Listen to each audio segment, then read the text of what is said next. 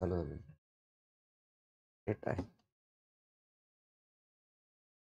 Yes, good morning, Attar. Good morning. Good morning, students.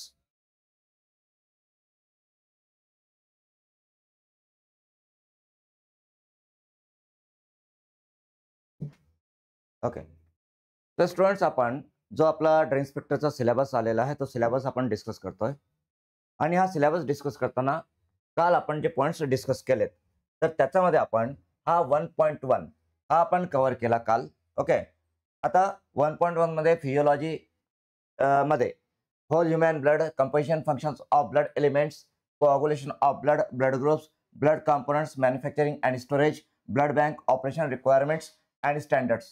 हे points आपण already आपल्या क्लासमध्ये इन डिटेल कव्हर केलेले आहेत. विथ एमसीक्यूज आपण कव्हर केलेले आहेत, राईट. आणि आपलं खूप काही डिस्कशन या टॉपिकवरती झालेलं आहे आणि याचे सोर्सेस काय आहेत, कुठून हे टॉपिक स्टडी करायचे ते पण आपण सांगितलेलंच आहे. त्यानंतर सेकंड पॅथोफिजिओलॉजी, तर हा पण कालच्या लेक्चरमध्ये आपला कव्हर झालेला आहे. तर याच्याबद्दल जे डिटेल्स आहेत म्हणजे पॅथोफिजिओलॉजी कुठून स्टडी करायची आणि कशा प्रकारचे प्रश्न पॅथोफिजिओलॉजीवरती येऊ शकतात, पॅटर्न ऑफ एमसीक्यूज काय असू शकतो, किती डेप्थमध्ये प्रश्न विचारले जाऊ शकतात, कशा प्रकारे कन्सेप्ट क्लिअर असायला पाहिजे आणि याच्याशी रिलेटेड जीके जे आहे जनरल नॉलेज तर ते सुद्धा आपण कव्हर केलेलं आहे. तर कालच्या लेक्चरमध्ये पण ते कव्हर केलेलं आहे आणि आपले रेग्युलर क्लासेसमध्ये सुद्धा इन डेप्थ आपण हे जे काही आहेत म्हणजे HIV आहे, हायपर STD आहे, हे आपण कव्हर केलेलेच आहेत. ओके. त्यानंतर पुढचा जो टॉपिक आहे दॅट इज 1.3 तो आहे फार्मेकोलॉजीचा. आता इथे यांनी काय केलेलं आहे की फार्मेकोलॉजीमध्येच इथे केमिस्ट्री आणि सार पण इन्क्लूड केलेलं आहे. केमिस्ट्री अँड सार that is structure activity relationship. तर आपण आता आपल्या क्लासमध्ये फार्मेकोलॉजी आपण कव्हर केलेलं आहे पूर्णपणे क्लासमध्ये, बरोबर आहे. पण त्याच्यामध्ये मी सार कव्हर केलेलं नाही, केमिस्ट्री कव्हर केलेलं नाहीये. तर ते आपण पुढे कव्हर करणारच आहोत. त्या मेडिसिनल केमिस्ट्री जेव्हा मी कव्हर करेल तर मेडिसिनल केमिस्ट्रीमध्ये सार आपला कव्हर होईल. आता इथे हे जे सार आणि केमिस्ट्री आहे तर आपल्या बुकमध्ये म्हणजे आपला हा जो बुक आहे, ठीक आहे, आपला हा जो स्टडी मटेरियल आहे essential pharmacy review for drug inspector exam, this is our study material, right. हे आपल्या स्टडी मटेरियल मध्ये जर तुम्ही बघितलं तर इथे हा जो सार आणि केमिस्ट्री आहे हे आपल्या पेज नंबर 5.38 वरती आहे. 5.38. ओके. या पेज नंबरवरती बघा तुम्ही आपले जे क्लासचे स्टुडंट्स आहेत तुम्हाला हा स्टडी मटेरियल मिळालेलं आहे. तर या स्टडी मटेरियलमध्ये पेज नंबर 5.38 म्हणजे चॅप्टर नंबर 5 जो केमिस्ट्री रिलेटेड चॅप्टर आहे त्याच्यामध्ये 5.38 वरती आपण इम्पॉर्टंट सार दिलेले आहेत आणि त्या सारमध्ये जे की पॉइंट्स आहेत, की पॉइंट ज्याच्यावरती MCQ असू शकतात असे सार आपण तिथे कव्हर केलेले आहेत. तर इथे क्लासमध्ये सुद्धा आपण त्याला डिस्कस करणार आहोत, ते आपलं प्लॅनिंग आहेच, राईट. त्यानंतर आपण इथे factors मॉडिफाईंग drug action, mechanism of drug action हे सुद्धा आपलं क्लासमध्ये झालेलं आहे आणि काल पण आपण याच्याबद्दल बोललोय. तर काल आपण कोअग्युलेशन अँड हिमॅटिनिक्स, त्यानंतर anti hypertensive, CHF, angina, arrhythmia, diuretics हे आपण कव्हर केलेलं आहे, राईट. तर हे जे टॉपिक आहेत याचा किती डेप्थमध्ये अभ्यास करायचा, त्याचा एटिओलॉजी, पॅथोफिजिओलॉजी काय आहे, ट्रीटमेंट काय आहे, त्याच्यावरती कशा प्रकारचे MCQज असू शकतात, हे सगळं काल आपलं डिस्कशन झालेलं आहे आणि आपल्या रेग्युलर क्लासमध्ये सुद्धा याच्यावरती आपण प्रॉपर डिस्कशन केलेलं आहे आणि आपण याच्यावरती टेस्ट पण घेतलेल्या आहेत आणि तुमच्यापैकी खूप काही स्टुडंट ते टेस्ट दिलेले आहेत आणि तुम्हाला त्याच्यामध्ये A आणि B ग्रेड सुद्धा मिळालेला आहे. ओके. नाव आता आपण बघूया CNS drugs acting on central nervous system. आता drugs acting on central nervous system म्हटल्यावरती सगळ्यात पहिले काय महत्वाचं आहे सांगा बरं. आता जे आपल्या क्लासचे स्टुडंट्स आहेत आणि जे युट्यूबवरती पण आता आहेत, क्लासचे स्टुडंट्स पण आहेत इथे आणि युट्यूबला पण आहेत. आता जे स्टुडंट्स इथे आहेत क्लासचे स्टुडंट त्यांनी सांगावं की हा जो टॉपिक आहे central nervous system, drugs acting on central nervous system, हा टॉपिक स्टडी करण्याच्या आधी कोणत्या कन्सेप्ट सगळ्यात महत्वाच्या आहेत, कोणती अशी कन्सेप्ट आहे जी तुमची क्लिअर असायला पाहिजे. ती कन्सेप्ट जर तुमची क्लिअर असेल तर मोस्ट ऑफ द जे CNS ड्रग्ज आहेत त्या CNS ड्रगचा मेकॅनिझम ऑफ ऍक्शन किंवा एपिलेप्सी सारखा जो डिसीज आहे त्याचं जे पॅथोफिजिओलॉजी आहे किंवा एटिओलॉजी आहे ते तुम्हाला क्लिअर होऊन जातं. सांगा ती कन्सेप्ट कोणती, आठवतं का? आपण जेव्हा CNS ड्रग्ज घेतले तर CNS ड्रग्ज घेण्याच्या आधी आपण ती कन्सेप्ट इन डिटेल कन्सिडर केली. अत्तर म्हणते action potential, very good Attar Bushra. Yes, it is action potential. युट्यूबला आकाश म्हणतोय good morning sir, good morning Akash. तो इथे आता व्हेरी गुड, तुम्ही बिलकुल करेक्ट दिलेला आन्सर. श्वेता तुम्ही पण आन्सर करेक्ट दिलेलं, action potential. So CNS drug समजून घ्यायचे असतील आणि सीएनएस डिसीजेस समजून घ्यायचं असेल, mechanism of action, okay, mechanism of action समजून घ्यायचं असेल सीएनएस ड्रगचं, तर ऍक्शन पोटेन्शियल समजून घेणं आवश्यक आहे. तर इथे आपण ऍक्शन पोटेन्शियल आपण बघितलं होतं, राईट. हा जो ऍक्शन पोटेन्शियल आहे, हा ग्राफ, हा चार्ट आपण इन डिटेल डिस्कस केलेलं होतं. ओके, त्या चार्ट मध्ये what is action potential, what is nerve impulse, right. आणि याच्यामध्ये डिपोलरायझेशन काय असतं, रिपोलरायझेशन काय असतं, हे सगळं आपण डिस्कस केलेलंच आहे. So action potential, right. So action potential is a rapid rise and subsequent fall in voltage or membrane potential across a cellular membrane with a characteristic pattern. तर हा जो कॅरेक्टरिस्टिक पॅटर्न काय असतो ऍक्शन पोटेन्शियलचा, म्हणजेच nerve इम्पल्सचा, म्हणजेच electrical activity जी काय असते न्यूरॉन्समध्ये, त्याच्यामध्ये किंवा जे हार्ट मसल्समध्ये ऍक्टिव्हिटी असते, तर त्याच्याबद्दल आपण हा जो ग्राफ आहे हा पूर्णपणे आपण more than half an hour याला दिला होता आणि आपण हे डिस्कस केलं होतं आणि याच्यावरती आपण एमसीक्यूज पण बघितले होते. सो इथे हा -70 मिलीव्होल्ट काय असतो, राईट. त्यानंतर -55 millivolt what is it, then +40 millivolt काय असतं, त्यानंतर व्हॉट इज थ्रेशोल्ड, ओके. त्यानंतर डिपोलरायझेशन काय असतं, रिपोलरायझेशन काय असतं, what is depolarisation, what is repolarisation, then what is resting state, त्यानंतर हा रिफ्रॅक्टरी पिरियड काय आहे, हायपरपोलरायझेशन काय आहे, -90 मिलीव्होल्ट केव्हा असतो, राईट. इथे सोडियम आयन्स इन काय, सोडियम आयन्स आउट काय, हे सगळं आपण इन डिटेल डिस्कस केलेलं आहे, प्रत्येक पॉईंट डिस्कस केलेला आहे, राईट. आणि तुमच्या प्रत्येक कन्सेप्ट आपण इथे क्लिअर करून घेतलेलं आहे याच्याबद्दल, ओके. डिपोलरायझेशन, डिपोलरायझेशन मध्ये सोडियम आयन्स आतमध्ये येतात, रिपोलरायझेशन मध्ये पोटॅशियम आयन्स बाहेर जातात, राईट. आणि इथे आपण काय बघितलं होतं की रेस्टिंग मेम्ब्रेन पोटेन्शियल जो असतो रेस्टिंग स्टेटमध्ये पोटेन्शियल हा -70 मिलीव्होल्ट असतो, -70 मिलीव्होल्ट, राईट. बघा मायनस का असतो, -70 कसा काय असतो, हे सुद्धा आपण डिस्कस केलेलं आहे, ओके. तर इथे यासोबतच आपण न्यूरॉन्सचं पण आपण हे बघितलं होतं, न्यूरॉन्समध्ये ॲक्झॉन, ॲक्झॉनल मेम्ब्रेन, त्यानंतर डेंड्राइट्स, ॲक्झॉन हिलॉक आपण बघितलं होतं, axon hillock, right. So I hope की आपले जे काही स्टुडंट्स आहेत त्यांना सगळ्यांना हे आठवत असेल आणि याच बेसिसवरती आपण सीएनएस डिसीजेस आणि सीएनएस ड्रग्स एक्सप्लेन केले होते. मला सांगा, जर एखादा सीएनएस डिप्रेसंट ड्रग असेल, सीएनएस डिप्रेसंट, आपण म्हणतोय की हा सीएनएस डिप्रेसंट ड्रग आहे, म्हणजे हिप्नॉटिक सिडेटिव्ह आहेत, right. Hypnotic sedative are CNS depressant. तर सीएनएस डिप्रेसंट ड्रग काय करतात सांगा बरं, ऍक्शन पोटेन्शियल वरती काय इफेक्ट असेल त्यांचा सांगा. यस, युट्यूबला जे आहेत ते पण आन्सर देऊ शकतात आणि आपल्या क्लासचे स्टुडंट सांगा की एखादा सीएनएस डिप्रेसंट म्हणजे हिप्नॉटिक सिडेटिव्ह ड्रग आहे, तर हिप्नॉटिक सिडेटिव्ह ड्रगचा इथे काय इफेक्ट होईल. आता ही जी ऍक्शन पोटेन्शियल आहे, हे जे काही इम्पल्स आहे, हे 5 मिलीसेकंड मध्ये कंप्लीट होत आहे, अप टू 5 मिलीसेकंड. तर मग सीएनएस डिप्रेसंट ड्रग काय करतील, लॉजिकल प्रश्न आहे. Increase timing of hyperpolarisation. Very good Attar, very good very good very good. हा जो हायपरपोलरायझेशन आहे, तो हायपरपोलरायझेशन काय असतं ते आपण बघितलेलं आहे. तर हायपरपोलरायझेशनला ते इन्क्रीज करू शकतात, okay. They can increase the hyperpolarisation. म्हणजे हा हायपरपोलरायझेशन नॉर्मली किती जातो, नॉर्मली -90 मिलीव्होल्ट पर्यंत जातो, बरोबर आहे. -90 मिलीव्होल्ट पर्यंत जनरली हायपरपोलरायझेशन जातो. पण सीएनएस डिप्रेसंट ड्रग या -90 मिलीव्होल्टला अजून खाली आणू शकतात, -100 ला जाऊ शकतात, -110 ला जाऊ शकतात. आणि त्याप्रमाणे इथे आपल्याला हा जो ऍक्शन पोटेन्शियलचा टायमिंग आहे तो इन्क्रीज होऊन मिळेल. आणि ऍक्शन पोटेन्शियलचा टाइम इन्क्रीज होऊन मिळाला म्हणजे नर्व इम्पल्सचा टायमिंग इन्क्रीज होऊन मिळाला, ओके. तर तिथे तुमचं सीएनएस हे जे टायमिंग आहे ते इन्क्रीज होतं आणि जे इम्पल्स जनरेशन आहे ते कमी होऊन जातं. इम्पल्स जनरेशनचा स्पीड कमी होतो. इम्पल्स जनरेशनचा स्पीड कमी झाला तर त्याच्यामुळे सीएनएस ऍक्टिव्हिटी डिप्रेस होऊन जाते, right. Yes Prajakta, hyperpolarisation, right, you are also right, okay. तर इथे एकतर हे किंवा काही ड्रग जे असतात, काही ड्रग म्हणजे आपण डिपोलरायझेशन आणि हे स्केलेटल मसल रिलॅक्संट पण आपण स्टडी केलेत. Skeletal muscle relaxants, okay, centrally acting skeletal muscle relaxant, ते सुद्धा इथे डिपोलरायझेशन रिपोलरायझेशनचा फेजला अफेक्ट करतात. डिपोलरायझिंग स्केलेटल मसल रिलॅक्सन आपण बघितलेत, नॉन डिपोलरायझिंग स्केलेटल मसल रिलॅक्संट आपण बघितलेत, राईट. तर इथे हे डिपोलरायझेशनचे फेज पण इथे इन्क्रीज होऊ शकतं. जे +40 ला जात आहे ते पण इन्क्रीज होऊ शकतं. किंवा इथे जे रिपोलरायझेशन आहे हे पण इथे याच्यामध्ये पण चेंजेस होऊ शकतात.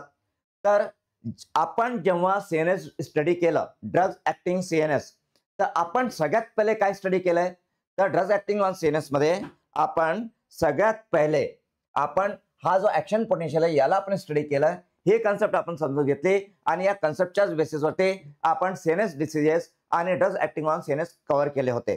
राईट. सो आय होप की तुम्हाला प्रत्येकाला हे आठवत असेल आणि याचे एमसीक्यूज पण तुम्हाला आठवत असतील. ओके. आणि एकदा पुन्हा हा जो व्हिडिओ तुमच्याकडे आहे याचे जे नोट्स आहेत ते तुम्ही रिवाइज करून घ्या, म्हणजे सीएनएस ड्रग्ज आणि सीएनएस डिसीज तुम्हाला इझी होऊन जातील. ओके. तर इथे जेव्हा आपण सीएनएस ड्रग्ज म्हणतो, आता सीएनएस ड्रग्ज मध्ये इथे सिडेटिव्स अँड हिप्नॉटिक्स आहेत. Sedatives and हिप्नॉटिक्स. सो सांगा बरं, what are sedatives and hypnotics? काय आहे sedatives? What are sedatives and hypnotics? सांगा. आपण डिटेलमध्ये डिस्कस केलेलंच आहे क्लासमध्ये. नो. सिडेटिव्स हिप्नॉटिक्स काय आहेत सांगा. काय करतात sedatives and hypnotics? What do they do? Yes, type your answer. इथे पण युट्यूबला पण आन्सर देऊ शकता तुम्ही. सिडेटिव्स अँड हिप्नॉटिक्स काय असतात? What do they do? Okay, Shweta म्हणते सेडेटिव्ह प्रोड्यूस काम and reduce excitement. Very good Shweta. Yes, sedatives are the drugs which calm the patient, they reduce the excitement. Okay, excitement कमी करणारे. अत्तर म्हणते CNS depressant. Yes, sedatives hypnotics are CNS depressant. पण फक्त CNS depressant असं म्हणून चालायचं नाही, कारण जनरल एस्थेटिक पण सीएनएस डिप्रेसंट असतात. जनरल एस्थेटिक्स, अँटीपिलेप्टिक हे सुद्धा सीएनएस डिप्रेसंट आहेत. Okay. The hypnotics induce sleep as naturally. Yes, yes, Shweta. So hypnotics are the drugs which produce sleep resembling natural sleep. Okay. तर हिप्नॉटिक्स काय करतात, तर ते झोपेसाठी आहे. म्हणजे hypnotics are indicated in which conditions? So hypnotics are indicated in insomnia. Insomnia असेल तर इनसोमनियामध्ये hypnotics are indicated. Insomnia. Okay. Insomnia. Okay. तर इनसोमनियामध्ये हिप्नॉटिक्स आर इंडिकेटेड. आणि सिडेटिव्स केव्हा इंडिकेटेड आहेत? सिडेटिव्सचा वापर केव्हा करतो? जेव्हा एखादा पेशंट असेल, त्याची एखादी मेजर सर्जरी करायची असेल. मेजर सर्जरी फॉर एक्झाम्पल, एखाद्या पेशंटची आपल्याला बायपास सर्जरी करायची असेल, ओपन हार्ट सर्जरी करायची असेल, ब्रेन सर्जरी करायची असेल आणि 50-50 चान्सेस असेल, तर त्याला खूप जास्त म्हणजे एन्झायटी असते, खूप जास्त चिंता असते, एक्साइटमेंट असते, खूप काही असतं. तर त्याला कूल करण्यासाठी, काम करण्यासाठी, त्याचं एक्साइटमेंट कमी करण्यासाठी सिडेटिव्हचा वापर केला जातो. राईट. सो सिडेटिव्ह जे असतात तर सिडेटिव्ह काम द पेशंट, ते काम डाऊन द पेशंट्स आणि पेशंटचे एक्साइटमेंट कमी करतात. तर आणि हिप्नॉटिक्स ड्रग्स हे काय करतात, तर they induce sleep resembling natural sleep. म्हणजे हिप्नॉटिक्स हे इनसोमनियामध्ये इंडिकेटेड आहेत. They are use to treat insomnia. And what is insomnia? Insomnia means loss of sleep. ज्यांना झोप येत नाही किंवा झोपेचे प्रॉब्लेम असतात, झोपेशी त्रास असतात झोपेविषयी, तर त्याला आपण त्याचा ट्रीट करण्यासाठी वी यूज हिप्नॉटिक्स. ओके. आता sedatives and hypnotics both are CNS depressant drugs. Both are CNS depressant drugs. आणि जे सीएनएस डिप्रेसंट ड्रग्स असतात यांचा मेकॅनिझम काय आहे? Mechanism of action. Actually CNS depressant drugs CNS depression कशा प्रकारे प्रोड्यूस करतात? तर बघा, हे जे काही सीएनएस डिप्रेसंट ड्रग्स असतात, हे सीएनएस डिप्रेसंट ड्रग्स हायपरपोलरायझेशनला इन्क्रीज करतात. हायपरपोलरायझेशन. ओके. दे इन्क्रीज हायपरपोलरायझेशन. म्हणजे हायपरपोलरायझेशनला जो -90 मिलीव्होल्ट पर्यंत जायला पाहिजे तो अजून खाली जातो. ओके. आणि हायपरपोलरायझेशन अजून खाली गेल्यामुळे इम्पल्स जनरेशनचा स्पीड कमी होतो आणि इम्पल्स जनरेशनचा स्पीड कमी झाल्यामुळे सीएनएस डिप्रेशन होतं. आता मग इथे हे हायपरपोलरायझेशन होतं तरी कसं? तर त्यावेळेस आपण काय बघितलं होतं हिप्नॉटिक सिडेटिव्हमध्ये? तर मोस्टली गाबा रिसेप्टर्स किंवा गाबा इज इन्व्हॉल्व देअर. गाबा, बरोबर आहे, गाबाबद्दल आपण बघितलं होतं. तर गाबाबद्दल आपण बघूया. पण इथे पहिले मला सांगा की सिडेटिव्हज आणि हिप्नॉटिक्स म्हणजे हे एकाच मेकॅनिझमने ऍक्ट करतात. Same mechanism, same receptor. Okay. फक्त फरक काय तिथे? तर डोसचा फरक असतो. डोज. राईट. डोज मध्ये फरक असतो. बाकी काही जास्त डिफरन्स दोन्हीमध्ये काही डिफरन्स नसतोच. म्हणजे फॉर एक्झाम्पल सिडेटिव्ह हिप्नॉटिक्स मध्ये आपण जर बघितलं डायझेपाम ड्रग, डायझेपाम बेन्झोडायझेपिन आहे. तर डायझेपामचा सांगा बरं हिप्नॉटिक डोस किती आहे? डोज ऑफ डायझेपाम सांगा मला. आठवतं का कोणाला? एनीबडी? डोज ऑफ डायझेपाम, डायझेपामचा डोज आठवतो का एखाद्याला, कोणाला? तो डायझेपामचा डोज हिप्नॉटिक अँड सेडेटिव्ह. तर बघा, डायझेपाम हा जो ड्रग आहे तो डायझेपाम हा अँझिओलायटिक आहे. Anxiolytic anti anxiety. Yes, 5 milligram. Pranay, okay Pranay, okay. तर डायझेपाम हा अँझिओलायटिक पण आहे, म्हणजे अँटी एन्झायटी आहे. डायझेपाम हा सिडेटिव्ह आहे. डायझेपाम हा हिप्नॉटिक आहे. डायझेपाम हा सेंट्रली ऍक्टिंग स्केलेटल मसल रिलॅक्संट आहे. डायझेपाम हा जनरल एस्थेटिक पण आहे. डायझेपाम हा ड्रग जर आपण इंजेक्शन दिलं त्याचं पॅरेंटरली तो अनॅल्जेसिक पण आहे. आणि डायझेपाम हा ड्रग नाईट मध्ये रात्री झोपेत असताना जेव्हा ऍसिडिटी, हायपर ऍसिडिटी होते, हायपर ऍसिड सिक्रेशन होतं, तर त्याला पण तो कंट्रोल करतो डायझेपाम. ओके, म्हणजे स्ट्रेस अल्सर किंवा हायपर ऍसिडिटी ड्युरिंग स्लीप असेल तर त्याला पण डायझेपाम कंट्रोल करतो. तर डायझेपामच्या एवढ्या मल्टिपल ऍक्शन्स आहेत आणि या सगळ्या ऍक्शन्स जे आहेत त्या डोस डिपेंडंट आहेत. राईट, म्हणजे जर डायझेपाम आपण 2.5 मिलीग्राम या डोजमध्ये यूज केला, 2.5 मिलीग्राम अप्रॉक्सिमेट डोस सांगतोय, 2.5 मिलीग्राम डोजमध्ये डायझेपाम हा अँटी एन्झायटी आहे. अँटी एन्झायटी अँझिओलायटिक आहे डायझेपाम 2.5 मिलीग्रामच्या डोजमध्ये. 5 मिलीग्रामच्या डोजमध्ये अराउंड 5 मिलीग्रामच्या डोजमध्ये इट इज सिडेटिव्ह, तो सिडेटिव्ह आहे. नियर अबाउट 10 मिलीग्रामच्या डोजमध्ये तो हिप्नॉटिक आहे, हिप्नॉटिक. ओके, आणि अजून जर डोज आपण वाढवला तर डायझेपाम हा म्हणजे काय जनरल एस्थेटिक, तो जनरल एस्थेटिक पण आहे.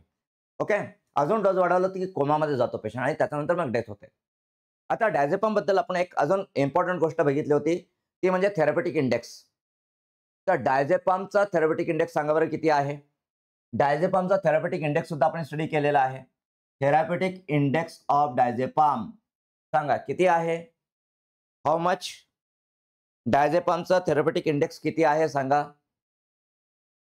थेरपेटिक इंडेक्स ऑफ डायझेपाम तो पण आपण डिस्कस केलेला आहे, एवढ्या डिटेलमध्ये आपण डिस्कशन केलेलं आहे. राईट, थेरपेटिक इंडेक्सचं पण आपलं झालेलं आहे डिस्कशन. सो डायझेपामचा थेरपेटिक इंडेक्स किती काय आहे, आठवतं का एखाद्याला? Okay, so therapeutic index of diazepam is 1:100. बरोबर आहे? Sorry, it is 100:1. 1:100 नाही, 100:1.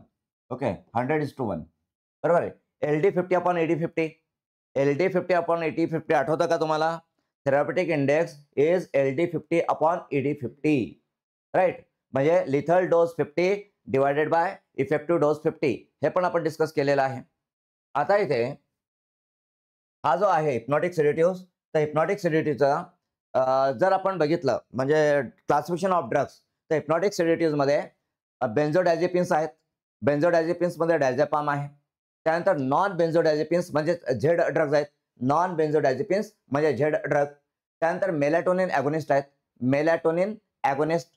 राईट, त्याच्यानंतर आपले कोणते मिसलेनियस ड्रग्ज आहेत आणि बार्बिच्युरेट्स पण आहेत, बार्बिच्युरेट्स अँड मिसलेनियस, हे क्लासिफिकेशन आपण बघितलेलं आहे. तर याच्यामध्ये other than melatonin, okay, melatonin against जर आपण सोडलेत तर बेन्झोडायझेपिन्स, नॉन बेन्झोडायझेपिन्स म्हणजे झेड ड्रग आणि बार्बिच्युरेट्स, हे ड्रग गाबा रिसेप्टरवरती ऍक्ट करतात. राईट, गाबा ए रिसेप्टरवरती ते ऍक्ट करतात. आणि हे जे ड्रग्ज आहेत हिप्नॉटिक ड्रग्ज, हे गाबा ए रिसेप्टरचे ॲगोनिस्ट आहेत. बरोबर आहे का? बेन्झोडायझेपिन्स, झेड ड्रग, बार्बिच्युरेट्स हे गाबा रिसेप्टरचे ॲगोनिस्ट आहेत का? लॉजिकल प्रश्न सांगा. युट्यूबवरती पण जे आहेत त्यांनी पण आन्सर द्यावं. माझा प्रश्न आहे की बेन्झोडायझेपिन्स, झेड ड्रग म्हणजेच नॉन बेन्झोडायझेपिन्स आणि बार्बिच्युरेट्स हे गाबा रिसेप्टरचे ॲगोनिस्ट आहेत का? Are they agonist of the GABA receptor? Answer द्या, लॉजिकल प्रश्न आहे. श्वेता म्हणते antagonist. No Shweta, they are not antagonist of GABA receptor. Sorry. Chaitali म्हणते की no, they are not agonist of GABA receptor. Okay, they are not agonist. आणि Chaitali antagonist म्हणते no no no no no no no no no no. Sorry, तुमच्या concept इथे चुकतात आहे. Wrong concept मी explain केलेला आहे, म्हणजे ही कन्सेप्ट तुम्ही प्रॉपरली ग्रास्प केलेली नाही. प्रॉपर ग्रास्पिंग झालेलं नाहीये. ॲगोनिस्ट कन्सेप्ट, आपण agonist, antagonist, partial agonist, inverse agonist या चारही कन्सेप्ट इन डिटेल डिस्कस केलेले आहेत, राईट. तर इथे ॲगोनिस्ट जो असतो तो सेम इफेक्ट देतो as that of the natural जो काही सबस्ट्रेट असेल, म्हणजे गाबा जो इफेक्ट देतो तोच इफेक्ट बेन्झोडायझेपिनने द्यायला पाहिजे, तरच तो ॲगोनिस्ट. गाबा काय आहे? GABA is a gamma amino butyric acid, right. Prajakta म्हणते फॅसिलिटेड गाबा आहे. Very good, very good, right. तो Prajakta, you are right. Facilitated GABA आहे. फॅसिलिटेड गाबा आहे म्हणजे काय करतो, तर बेन्झोडायझेपिन ड्रग्स किंवा झेड ड्रग्स किंवा बार्बिट्रेट्स हे गाबाची जी ऍक्टिव्हिटी आहे, गाबाची ऍक्टिव्हिटी विथ गाबा रिसेप्टर ते एनहान्स करतात. ॲगोनिस्ट जो असतो तो नॅचरल जो सबस्ट्रेट आहे, नॅचरल जो लिगँड असतो, नॅचरल जो सबस्टन्स असतो त्याच्या अब्सन्समध्ये ते ऍक्ट करू शकतात. ओके. ॲगोनिस्ट जे असतात ते नॅचरल जो काही असेल, तुमचा हार्मोन असेल, नॅचरल सबस्टन्स असेल, नॅचरल लिगँड असेल, त्याच्या अब्सन्समध्ये ते ऍक्ट करू शकतात.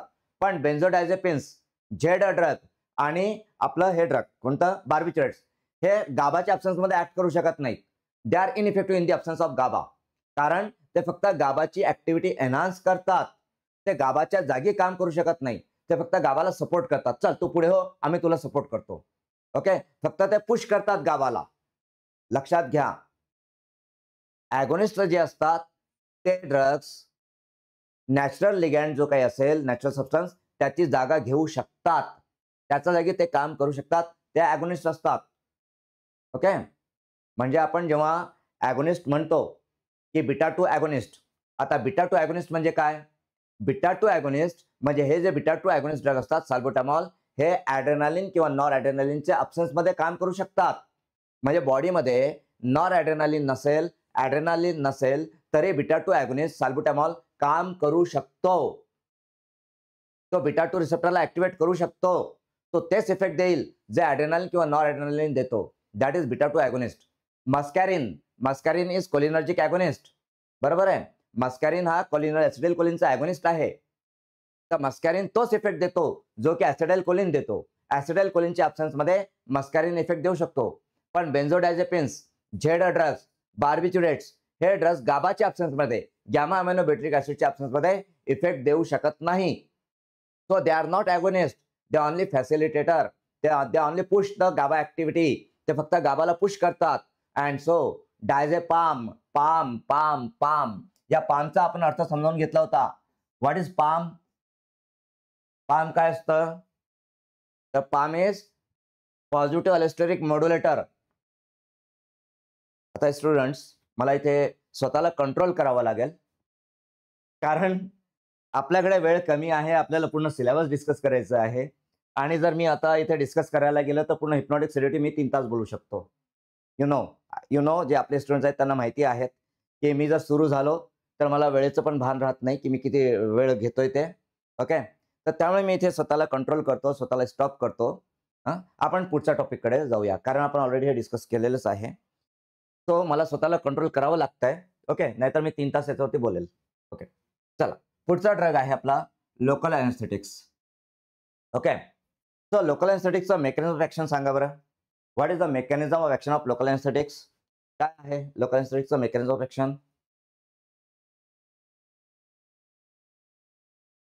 That is the definition. Mechanism of action of local anaesthetics सांगा. यस, युट्यूबला जे आहेत त्यांनी पण सांगावं लोकल ॲनेस्थेटिक्सचा मेकॅनिझम ऑफ ॲक्शन काय आहे. Sodium channel inhibitors. Very good Prajakta. So local anaesthetics हे सोडियम चॅनल इनहिबिटर्स आहेत. ओके. त्यानंतर आपण जाऊया NSAID वरती. NSAIDs. ओके. सो NSAIDs मध्ये मला एकच प्रश्न तुम्हाला विचारायचा आहे, तो की पॅरासिटामॉल हा जो ड्रग आहे, पॅरासिटामॉल हा NSAID आहे की नाही सांगा. युट्यूबला जे आहेत त्यांनी पण आन्सर द्यावा. पॅरासिटामॉल हा NSAID आहे की नाही? Yes or no? ओके. इथे चेतन आहे, तो म्हणतो की पॅरासिटामॉल NSAID नाहीये. चैताली म्हणते नो. श्वेता भैरे म्हणते यस. ओके. युट्यूबवरती जे आहेत ते आन्सर देऊ शकतात का? पॅरासिटामॉल NSAID आहेत की नाही, जे युट्यूबवरती आहेत? Yes Akash Raskar, can you answer? Okay, संभव वर्ड यस म्हणतो संभव पण. तर लक्षात घ्या, यस अत्तर इथे अत्तर गणेश म्हणतात no. So paracetamol is not NSAID. Paracetamol हा NSAID नाही. It is poor anti inflammatory किंवा त्याची अँटी इन्फ्लॅमेटरी ऍक्टिव्हिटी ही निग्लिजिबल असते. We cannot use paracetamol as anti inflammatory. NSAID याचाच अर्थ काय होतो? Non steroidal anti inflammatory drugs. म्हणजे इथे महत्वाचं काय? Anti inflammatory. बरोबर आहे. NSAIDच्या नावामध्येच अँटी इन्फ्लॅमेटरी आलेलं आहे. सो हे सगळे ड्रग्स जे असतील त्यांची महत्वाची प्रॉपर्टी म्हणजे anti inflammatory. Yes, NSAID drug हे ॲनाल्जेसिक असतात, NSAID ड्रग हे अँटीपायरेटिक असतात आणि ते अँटी इन्फ्लॅमेटरी पण असतात, राईट. पण पॅरासिटामॉलची जी अँटी इन्फ्लॅमेटरी ऍक्टिव्हिटी आहे ती खूपच पुअर आहे. So it cannot be considered or it cannot be use as anti inflammatory. Paracetamol हा अँटी इन्फ्लॅमेटरी म्हणून यूज होत नाही. तर पहिली गोष्ट ही झाली की paracetamol is not NSAID because त्याची जी अँटी इन्फ्लॅमेटरी ऍक्टिव्हिटी आहे ती खूपच पुअर आहे अँड इट इज निग्लिजिबल. आपण पॅरासिटामॉलला ॲज अँटी इन्फ्लॅमेटरी यूज करत नाही. सेकंड थिंग, आता इथे युट्यूबला सगळेच म्हणतात की पॅरासिटामॉल NSAID आहेत. Okay, so sorry to say paracetamol is not NSAID. जे कोणी युट्यूबला आहेत त्यांना मी सांगतोय. ओके, तर पॅरासिटामॉल NSAID का नाही ते आता व्यवस्थित बघा, मी सांगतोय. कारण पॅरासिटामॉलची अँटी इन्फ्लॅमेटरी ऍक्टिव्हिटी नाही आहे. It is very very poor in anti inflammatory. त्याला आपण ॲज अँटी इन्फ्लॅमेटरी म्हणून यूज करत नाही, पहिली गोष्ट. दुसरी गोष्ट, जे काही NSAID ड्रग आहेत ते पेरिफेरली ऍक्ट करतात. पेरिफेरली. ओके, म्हणजे other than CNS, central nervous system मध्ये ते ऍक्ट करत नाहीत. They do not act in the central nervous system. तर ते पेरिफेरली ऍक्ट करतात. आणि पेरिफेरली काय ऍक्शन आहे, मेकॅनिझम ऍक्शन NSAIDचं? तर पेरिफेरली NSAID ड्रग हे कॉक्स एन्झाईमला इनिबिट करतात. कॉक्स सायक्लोऑक्सिजनेज एन्झाईमला. बरोबर आहे. आता पेरिफेरली जेव्हा कॉक्स एन्झाईम इनिबिट होतं तर त्याच्यामुळे प्रोस्टाग्लॅंडिन सिंथेसिस इनिबिट होतं.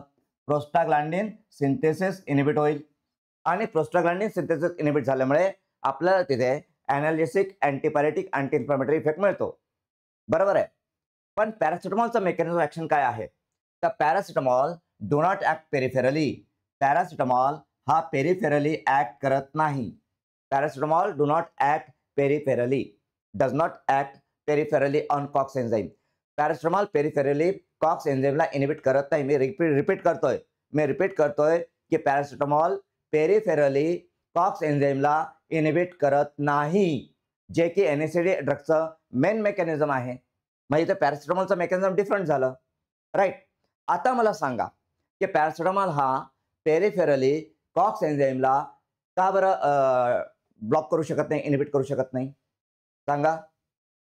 जे आपल्या क्लासचे स्टुडंट्स आहेत त्यांनी सांगावं. त्यांचं झालेलं आहे, आपण ते कव्हर केलेलं आहे की पॅरासिटामॉल हा पेरिफेरली कॉक्स एन्झाईमला इनिबिट करू शकत नाही.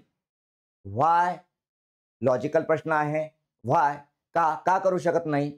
सांगा बरं. आपण डिस्कस केलेलं आहे. यस, सांगता येईल? एनीबडी? का करू शकत नाही? कारण peripherally peroxides are present. Peripheral जे टिश्यूज असतात पेरिफेरली परऑक्साइड प्रेझेंट असतो. Peroxide, right. आणि परऑक्साइडच्या presence. Yes Chaitali, very good Chaitali. Presence of peroxide. Yes Chaitali, you are right. तो क्लासमध्ये आपली क्लासची स्टुडंट आहे चैताली. तर चैताली म्हणते प्रेझेन्स ऑफ परऑक्साइड. तर व्हेरी गुड चैताली. तर परऑक्साइड प्रेझेन्स असल्यामुळे तिथे पॅरासिटामॉल हा इफेक्ट देऊ शकत नाही. परऑक्साइडच्या प्रेझेन्समध्ये पॅरासिटामॉल हा इनइफेक्टिव्ह असतो, लक्षात घ्या. ओके, परऑक्साइडच्या प्रेझेन्समध्ये पॅरासिटामॉल इनइफेक्टिव्ह असतो. आता मग पॅरासिटामॉलचा मेकॅनिझम ऍक्शन आहे तरी काय? कशा प्रकारे ऍक्ट करतो पॅरासिटामॉल? तर पॅरासिटामॉल हा CNS मध्ये कॉक्स एन्झाईमला इनिबिट करतो. CNS कुठे? CNS मध्ये. CNS मध्ये तो कॉक्स एन्झाईमला इनिबिट करतो, कॉक्स एन्झाईमला. आणि इथे असा अंदाज आहे, ॲझम्पशन आहे, हायपोथेसिस आहे की CNS मध्ये पॅरासिटामॉल कॉक्स 3 एन्झाईमला इनिबिट करतो. कॉक्स 3 ला आपल्याला 2 माहिती आहे, कॉक्स 1, कॉक्स 2. पण पॅरासिटामॉलच्या बाबतीत असा अंदाज आहे की तो ब्रेनमध्ये कॉक्स 3 एन्झाईमला इनिबिट करतो. आणि तो ब्रेनमध्ये CNS मध्ये का बरं तो कॉक्स एन्झाईमला इनिबिट करू शकतो? कारण CNS मध्ये नो परऑक्साइड, तिथे पॅरॉक्साइड नसतो. There is no peroxide in the CNS. म्हणून पॅरासिटामॉल हा सीएनएस मध्ये कॉक्स एन्झाईमला इनहिबिट करू शकतो. पण इथे अजून काय मेकॅनिझम आहे पॅरासिटामॉलचा? तर मेकॅनिझम मध्ये पॅरासिटामॉल हा हायपोथॅलॅमसमध्ये, कुठे? हायपोथॅलॅमसमध्ये जे थर्मो रेग्युलेटरी सेंटर आहे, थर्मो रेग्युलेटरी सेंटर TRC लिहितो मी त्याला, थर्मो रेग्युलेटरी सेंटर हायपोथॅलॅमस, त्याला तो रिसेट करतो. पॅरासिटामॉल थर्मो रेग्युलेटरी सेंटरला रिसेट करतो टू दी नॉर्मल टेम्परेचर. जे बॉडीचं नॉर्मल टेम्परेचर आहे त्याच्यावरती तो रिसेट करतो. म्हणजे जेव्हा फीवर असतं, ताप असतो, तर तापामध्ये इथे टेम्परेचर वाढलेलं असतं, हा हायर टेम्परेचरला सेट झालेला असतो, त्याला परत रिसेट करतो पॅरासिटामॉल हायपोथॅलॅमसमध्ये. जसं आपण एसीला रिसेट करतो विथ रिमोट आपण एसीचं टेम्परेचर कंट्रोल करतो, तसंच इथे पॅरासिटामॉल हा हायपोथॅलॅमसमध्ये थर्मो रेग्युलेटरी सेंटरला रिसेट करतो आणि फीवरला कंट्रोल करतो.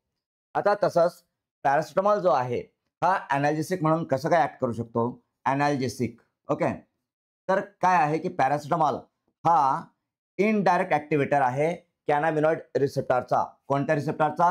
कॅनाबिनॉइड. तो कॅनाबिनॉइड जे रिसेप्टर आहेत, कॅनाबिनॉइड रिसेप्टर्स, ओके, कॅनाबिनॉइड रिसेप्टरचा CB1, कॅनाबिनॉइड 1 रिसेप्टर म्हणजे CB1 रिसेप्टर. तर पॅरासिटामॉल हा इनडायरेक्ट ऍक्टिव्हेटर आहे कॅनाबिनॉइड रिसेप्टरचा. कॅनाबिनॉइड रिसेप्टर्स हे आपल्या बॉडीमध्ये असलेले एंडोजिनियस एनाल्जेसिक रिसेप्टर्स आहेत, एंडोजिनियस आपल्या बॉडीमध्ये असणारे. ओके, तर पॅरासिटामॉल कॅनाबिनॉइड 1 रिसेप्टरला ऍक्टिव्हेट करतो इनडायरेक्टली. एनाल्जेसिक म्हणून पॅरासिटामॉल इज अ प्रोड्रग. लक्षात घ्या, पॅरासिटामॉल हा प्रोड्रग आहे एनाल्जेसिक म्हणून. आता तो प्रोड्रग का आहे? तर पॅरासिटामॉलचं मेटाबॉलिझम झाल्यानंतर पॅरा अमायनोफिनॉल हा त्याचा ऍक्टिव्ह मेटाबॉलाइट तयार होतो. कोणता? पॅरा अमायनोफिनॉल हा ऍक्टिव्ह मेटाबॉलाइट आहे पॅरासिटामॉलचा. ओके, आणि मग हा पॅरा अमायनोफिनॉल अरॅचिडोनिक ऍसिड सोबत कंबाईन होतो. कोणत्या ऍसिड सोबत? अरॅचिडोनिक ऍसिड सोबत. अरॅचिडोनिक ऍसिड, राईट, अरॅचिडोनिक ऍसिड सोबत तो कंबाईन होतो. आणि हे रिॲक्शन कोण करतो? कोणत्या कशाच्या प्रेझेन्स मध्ये होते? एक मिनिट, हे फ्रीज झालंय. It is freeze now.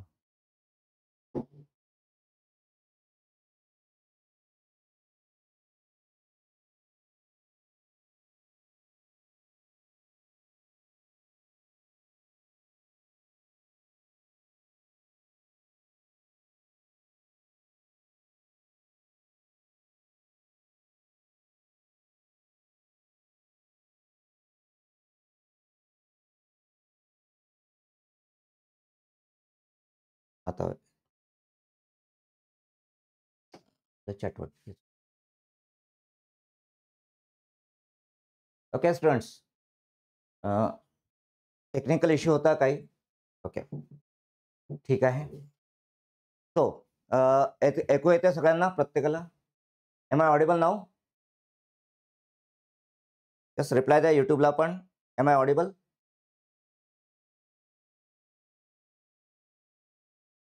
Reply करा, आन्सर द्या, रिस्पॉन्स द्या.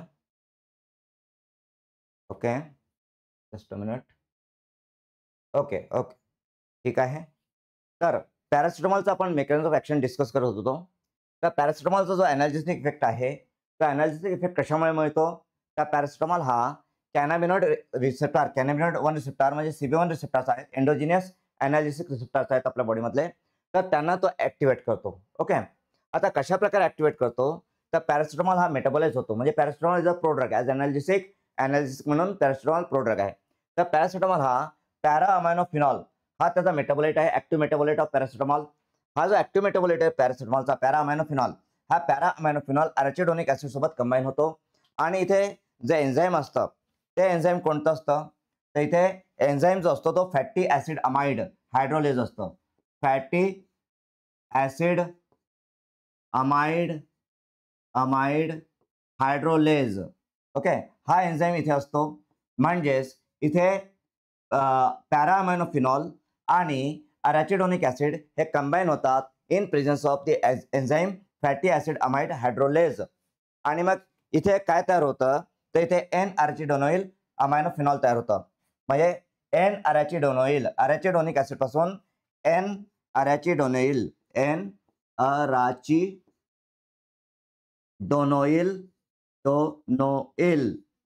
पॅरा अमायनोफिनॉल हे तयार होतं, राईट. हे सिंथेसाइज होतं तिथे. आणि पॅरा अमायनोफिनॉल हे सिंथेसाइज झाल्यानंतर मग हा जो एन अराचिडोनोइल पॅरा अमायनोफिनॉल आहे हा या कॅनाबिनॉइड रिसेप्टरला ऍक्टिव्हेट करतो, ठीक आहे. आणि मग आपल्याला पॅरासिटामॉलचा एनाल्जेसिक इफेक्ट मिळत असतं, राईट. आता स्टुडंट मला सांगा पॅरासिटामॉलची टॉक्सिटी काय आहे? What is the toxicity of paracetamol? Yes, what is the toxicity of paracetamol? सांगा बरं. ऍडव्हर्स रिॲक्शन काय आहे पॅरासिटामॉलची? What is the toxicity of paracetamol? पॅरासिटामॉलची टॉक्सिटी सांगा. What is the toxicity? Yes, युट्यूबला पण सांगा. पॅरासिटामॉलची टॉक्सिटी काय आहे? What is the toxicity of paracetamol? बोला, सांगा. Yes, toxicity of paracetamol. एक minute, just hepatotoxicity. Yes, Prajakta, Chaitali, hepatotoxicity. Paracetamol हा हिपॅटोटॉक्सिक आहे. मग आता मला सांगा पॅरासिटामॉल इज हिपॅटोटॉक्सिक. व्हाय? का बरं? कारण पॅरासिटामॉल जो आहे त्याचा एक मेटाबोलाइट आहे आणि त्या मेटाबोलाइटचं नाव काय आहे? तर त्या मेटाबोलाइटचं नाव आहे NAPQ, राईट. NAPQ हा पॅरासिटामॉलचा मेटाबोलाइट आहे, सगळ्यांना माहिती आहे आपल्याला. आणि NAPQ हा त्याचा फुल फॉर्म काय? It is N acetyl parabenzoquinone imine. बेन्झोक्विनिन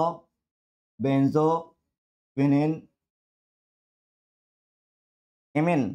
okay, sorry, parabenzoquinone imine आहे. Benzoquinone imine, IMINE. Para N acetyl parabenzoquinone imine हा याचा मेटाबोलाइट आहे. आणि हा जो मेटाबोलाइट आहे हा मेटाबोलाइट मग ग्लुटाथायोन, नेक्रोसिस अँड कोमा नाही, ठीक आहे. तो एन ॲसिटाइल पॅरामायनो बेन्झोक्विनोन इमिन हा याचा मेटाबोलाइट आहे.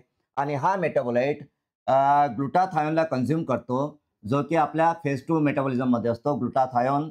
आणि ग्लुटाथायोन जेव्हा कन्झ्युम होऊन जातो एक्सेस, म्हणजे तो पूर्णपणे फिनिश होऊन जातो ग्लुटाथायोन. आणि एक्सेस मध्ये जेव्हा येतो NAPQ ग्लुटाथायोनला पूर्णपणे कन्झ्युम करतो. आणि जेव्हा NAPQ हा एक्सेस असतो तेव्हा मग तो अदर जे हिपॅटिक सेल्स आहेत त्यांना तो डिस्ट्रॉय करायला लागतो. हिपॅटिक सेलचा तो निक्रोसिस करतो आणि मग हिपॅटोटॉक्सिटी तिथे होते. तर इथे पॅरासिटामॉलचं हे जे काही मेकॅनिझम ऑफ ऍक्शन मी तुम्हाला सांगितलेलं आहे ॲज एनाल्जेसिक आणि अँटीपायरेटिक म्हणून, तर ते मेकॅनिझम ऑफ ऍक्शन हे NSAID पेक्षा डिफरंट आहे. म्हणून पॅरासिटामॉल इज नॉट NSAID, पहिली गोष्ट. तर एक्झाम दुसरं काय? तर इथे ओके, हे बघा युट्यूबवरती पण जे आहेत, ओके, प्लीज आपला जो आता टॉपिक चालू आहे, जे आपण सिलेबस बद्दल विचारतो, डिस्कस करतोय, प्लीज त्याबद्दलच प्रश्न विचारा. त्याबद्दल तुमच्या क्वेरीज असू द्या.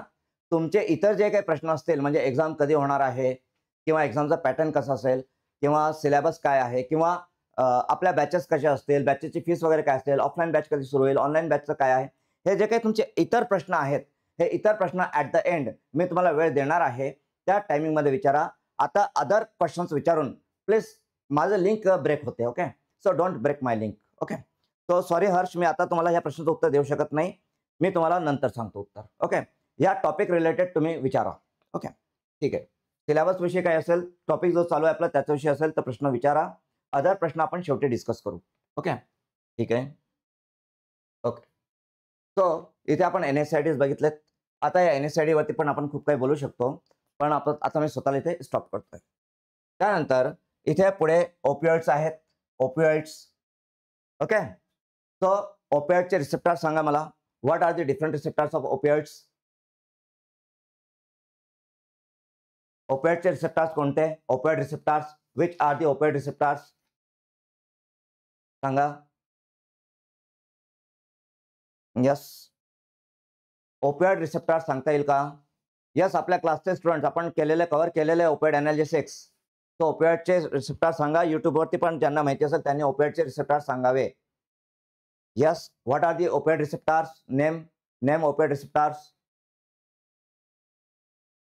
Alpha, beta and kappa. Sorry Shweta, sorry Prajakta, alpha beta kappa नहीं है. No no no no no no, sorry sorry sorry sorry sorry Prajakta, sorry Shweta, alpha beta kappa नहीं है. Yes Chaitali, it is mu kappa and delta. Yes, mu kappa and delta are the opioid receptors. Okay, alpha and beta हे तर adrenergic receptors झालेत. Alpha beta are adrenergic receptors. Mu kappa and delta are the opioid receptors. Okay, ठीक आहे. चला पुढे जाऊया. Analgesics. त्या analgesics मध्ये आता आपण देर are two types of analysis. Generally आपण दोन टाइपचे एनालिसिस कन्सिडर करतो. एक NSAID आणि दुसरं ओपिओइड एनालिसिस. आता तिसरा प्रकार अजून आहे एनालिसिस मध्ये, तो म्हणजे पॅरासिटामॉल. जनरली पॅरासिटामॉल स्टडी करताना आपण त्याला सिलेबसमध्ये जे काही स्टडी करत आलेलो आहोत ते आपण त्याला NSAID मध्येच कन्सिडर करत आलेलो आहोत. But paracetamol is not NSAID, लक्षात घ्या. ओके, तर एनालिसिस मध्ये NSAID आहेत, ओपिओइड एनालिसिस आहेत आणि पॅरासिटामॉल आहे. देन अँटीपायरेटिक्स, हे पण आता आपण डिस्कस केलेलं आहे. अँटीपायरेटिक्स, पॅरासिटामॉल आणि NSAID ड्रग. त्यानंतर अँटीटॅशिव्स. आता अँटीटॅशिव्स काय असतात, तर antitussives are use in the treatment of cough. कफच्या ट्रीटमेंटमध्ये अँटीटॅशिव्स यूज केले जातात. कफ किती प्रकारचं, तर there are two types of cough. कोणते दोन टाइप्स आहेत कफचे, तर एक प्रोडक्टिव्ह कफ आणि दुसरं ड्राय कफ. प्रोडक्टिव्ह कफ म्हणजे काय, तर प्रोडक्टिव्ह कफमध्ये जनरली म्युकस असतं.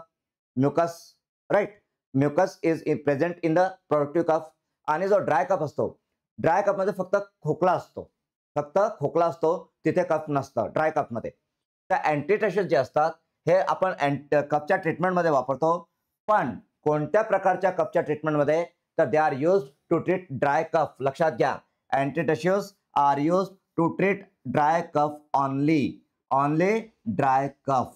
ओके, जर प्रोडक्टिव्ह कफ असेल, प्रोडक्टिव्ह कफ म्हणजे म्युकस येत असेल कफमध्ये, तर तिथे आपण अँटीटॅशिव्स यूज करू शकत नाही. Antitussives are contraindicated in productive cough. लक्षात घ्या, antitussives are contraindicated in productive cough. Productive कफमध्ये आपण काय वापरू शकतो, तर प्रोडक्टिव्ह कफमध्ये आपण एक्सपेक्टोरंट्स वापरतो. We use expectorants in productive cuff.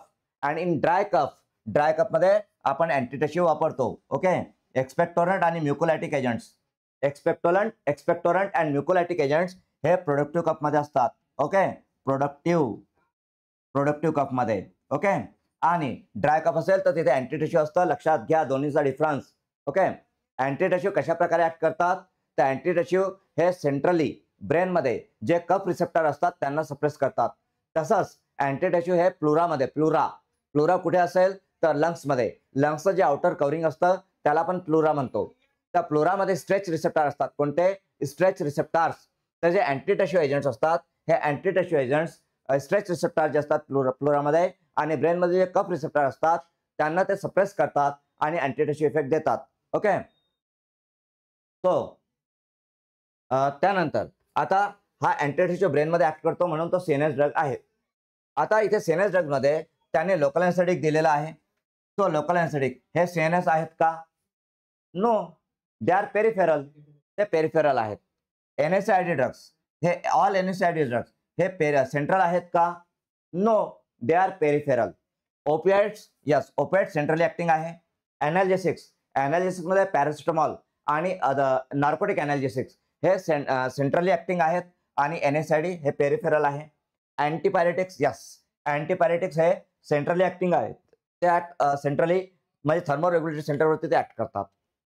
Okay, तर इथे हा सीएनएस ड्रग आहे.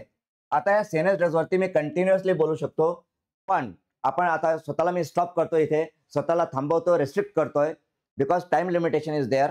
जर तुम्ही आपला क्लास जॉईन केला, ऑफलाईन क्लासला या, ऑनलाईन क्लासला या, म्हणजे मी तुम्हाला अजून जास्त वेळ देऊ शकतो. ओके, इथे मला एक टाइम लिमिटेशन आहे, त्या टाइममध्येच मला हे कव्हर करायचं आहे. तर आपल्याला तुम्ही माझ्यासोबत पर्सनली अटॅच व्हा, पर्सनली जॉईन व्हा, म्हणजे मी तुम्हाला एक्स्ट्रा वेळ देऊ शकेल. ओके, ठीक आहे. देन ओके, हां, आता नेक्स्ट जो आपला टॉपिक आहे तो किमोथेरप्युटिक एजंट्स आहे. Chemotherapeutic agents. Okay, so किमोथेरप्युटिक agents, तर जेव्हा आपण फार्मेकोलॉजीचं डिस्कशन केलं आणि टाइप्स ऑफ ड्रग्स आपण बघितले, तर त्याच्यामध्ये आपण बघितले की there are two main types of drugs, broadly classified. Broadly one is pharmacodynamic agents म्हणजेच फार्मेकोथेरप्युटिक एजंट्स आणि दुसरे किमोथेरप्युटिक एजंट्स. तर किमोथेरप्युटिक एजंट्स म्हणजे काय, तर जे एजंट्स फॉरेन सेल्सला फॉरेन सेल्सला पॅथोजन्सला किल करतात किंवा त्यांची ग्रोथ स्टॉप करतात ते किमोथेरप्युटिक एजंट्स. फॉरेन सेल्स म्हणजे पॅथोजन, पॅथोजन म्हणजे micro organism, pathogenic micro organism आणि कॅन्सर सेल्स. तर जे एजंट्स कॅन्सर सेल्सला किल करतात किंवा मायक्रोब्सला किल करतात किंवा त्याची ग्रोथ स्टॉप करतात ते किमोथेरप्युटिक एजंट्स. तर हा पण टॉपिक आपण कव्हर केलेला आहे. किमोथेरप्युटिक एजंट्स इन डिटेल आपलं कव्हर झालेलं आहे. याच्यामध्ये अँटी कॅन्सर एजंट्स, त्या अँटी कॅन्सर एजंट स्टडी करताना आपण पहिले काय डिस्कस केलेलं आहे, what is cancer. So abnormal uncontrol growth of cells is cancer. मग कॅन्सरचे टाइप्स कोणते, म्हणजे what is carcinoma, what is sarcoma, what is leukaemia, what is adenoma, हे सगळे टाइप्स ऑफ कॅन्सर्स आपण इन डिटेल बघितलेले आहेत. त्यानंतर classification of anti cancer drugs आपण बघितलंय. Classification of anti cancer drug. तर क्लासिफिकेशन ऑफ अँटी कॅन्सर ड्रगमध्ये आपण अल्कालेटिंग एजंट्स बघितलेत, अँटी मेटाबोलाइट्स बघितलेत, टार्गेटेड ड्रग्स बघितलेत, बायोलॉजिक्स बघितलेत. हे सगळं इन डिटेल आपण डिस्कस केलेलंच आहे, राईट. तर आपल्या नोट्समध्ये म्हणजे आपल्या क्लासच्या नोट्समध्ये अँटी कॅन्सर डिटेलमध्ये आहे. तसंच आपलं जे स्टडी मटेरियल आहे, you know this is our study material. तर हे आपल्या स्टडी मटेरियलमध्ये सुद्धा हे सगळं अँटी कॅन्सर ड्रगचं क्लासिफिकेशन इन डिटेल आपण दिलेलंच आहे. ओके. त्यानंतर अँटीफंगल एजंट्स. त्या अँटीफंगल एजंट्समध्ये पण systemic antifungal agents, superficial antifungal agents, topical antifungal agents आणि त्याचे टाइप्स, त्याचा मेकॅनिझम ऑफ ॲक्शन, त्याचं क्लासिफिकेशन हे आपलं झालेलं आहे. अँटीबायोटिक्समध्ये पण व्हॉट आर अँटीबायोटिक्स आणि what are antimicrobial agents. Antimicrobial agents आणि अँटीबायोटिक्समध्ये काय फरक आहे. त्यानंतर सोर्सेस ऑफ अँटीबायोटिक्समध्ये Penicillium notatum, Penicillium chrysogenum, Streptomyces erythreus, right, Streptomyces nodosus, हे सगळं आपण डिस्कस केलेलंच आहे. आणि मेकॅनिझम ऑफ ॲक्शन सुद्धा आपलं झालेलं आहे अँटीबायोटिक्सचं. पेनिसिलिनचं मेकॅनिझम ऑफ ॲक्शन काय आहे, अमायनो ग्लायकोसाइडचं मेकॅनिझम ऑफ ॲक्शन, टेट्रासायक्लिनचं मेकॅनिझम ऑफ ॲक्शन, इरिथ्रोमायसिनचं मेकॅनिझम ऑफ ॲक्शन, हे सगळे मेकॅनिझम्स ऑफ ॲक्शन आपण डिस्कस केलेलेच आहेत. सांगा बरं, what is the mechanism of action of amino glycosides. काय आहे अमायनो ग्लायकोसाइडचं मेकॅनिझम ऑफ ॲक्शन. जे युट्यूबला आहेत त्यांनी पण आन्सर द्यावं. अमायनो ग्लायकोसाइड्स अँटीबायोटिकचं मेकॅनिझम ऑफ ॲक्शन सांगा. What is the mechanism of action of amino glycoside antibiotic. Yes, answer द्या. व्हिडिओ फ्रीज नाही, इथे तर चालू दिसतोय ना. आता म्हणते व्हिडिओ फ्रीज. यस, बाकी स्टुडंट्स सगळ्यांचा व्हिडिओ फ्रीज आहे का.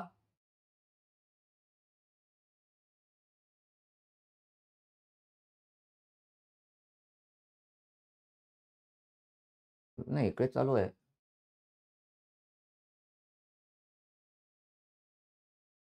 यस, आन्सर सगळ्यांसाठी व्हिडिओ फ्रीज आहे का. नाही, चैताली नो. ओके ओके, म्हणजे फ्रीज नाहीये. सो आता चेक युअर कनेक्शन. ओके, तुमची कनेक्टिव्हिटी चेक करा. तर ओके, ठीक आहे. इकडे युट्यूबला आकाश विचारतोय, बॅच घेतली आहे का कोणी. आकाश, आपल्या बॅचमध्ये सध्या 60 स्टुडंट्स आहेत, 60 ऑनलाईन बॅचमध्ये. ओके, आणि आपले 35 लेक्चर झालेले आहेत ऑनलाईन बॅचचे. ओके. तो रोहित धावले, bind 30 ribosomes inhibitor. Yes Rohit धावले. यस रोहित युट्यूबवरती म्हणतात आहे, युट्यूबवरती त्यांनी आन्सर दिलेलं आहे अमायनो ग्लायकोसाइड अँटीबायोटिकचा.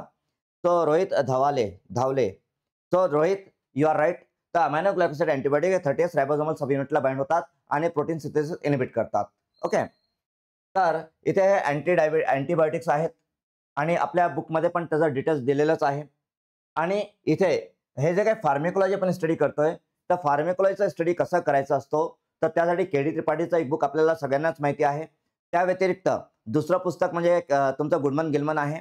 जर तुमची कॅपॅसिटी असेल, तुम्हाला तेवढ्या कन्सेप्ट क्लिअर असतील तर गुडमन गिलमन रेफर करा. Otherwise K D. त्रिपाठी आहे.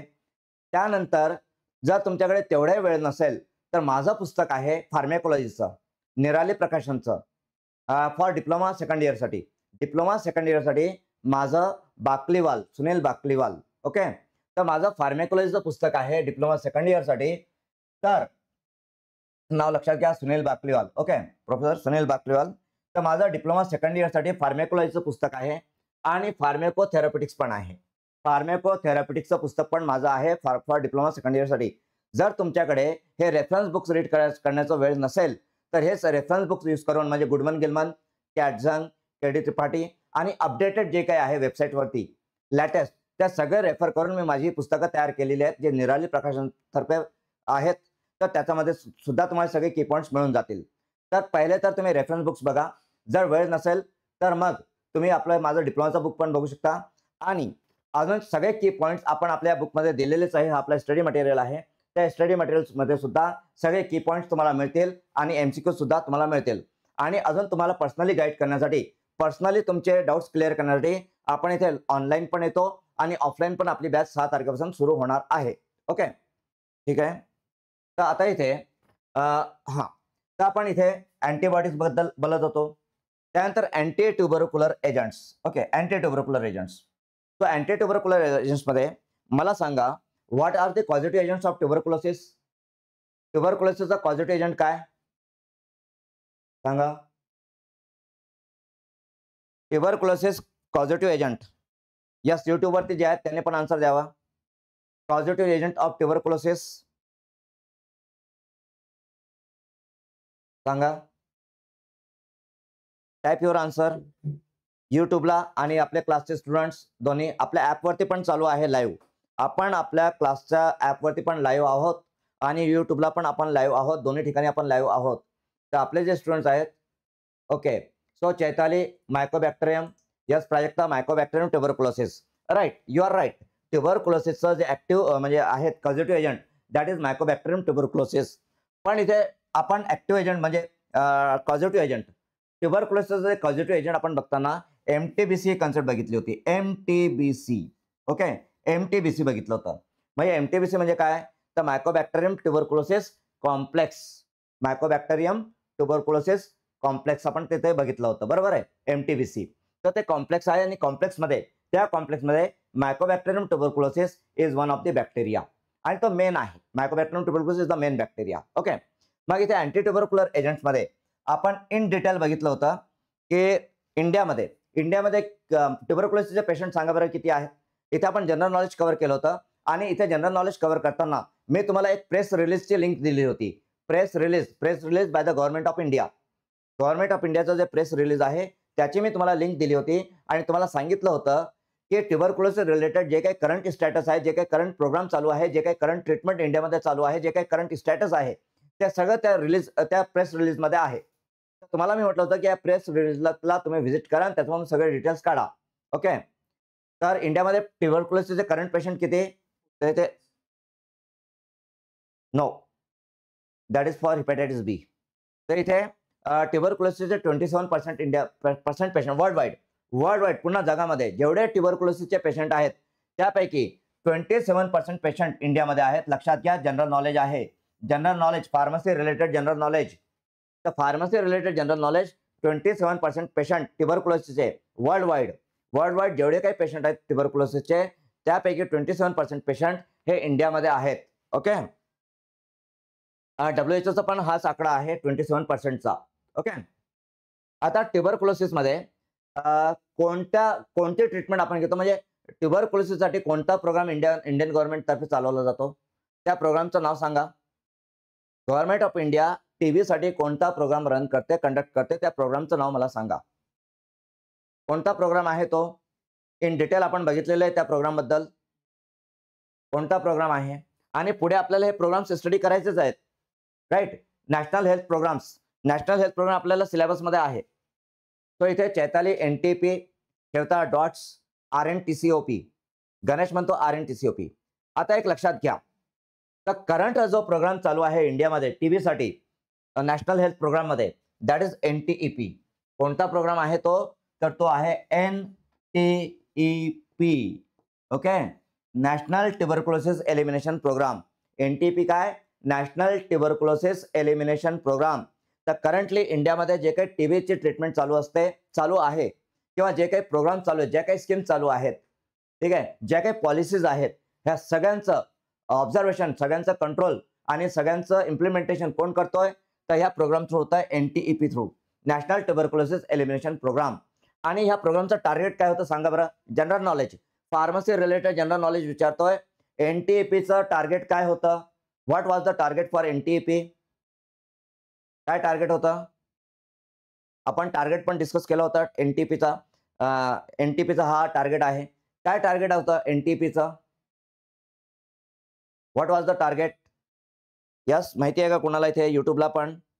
What was the target for NTP? एनटीपीला एक टार्गेट दिला गेला होता आणि तो टार्गेट काय?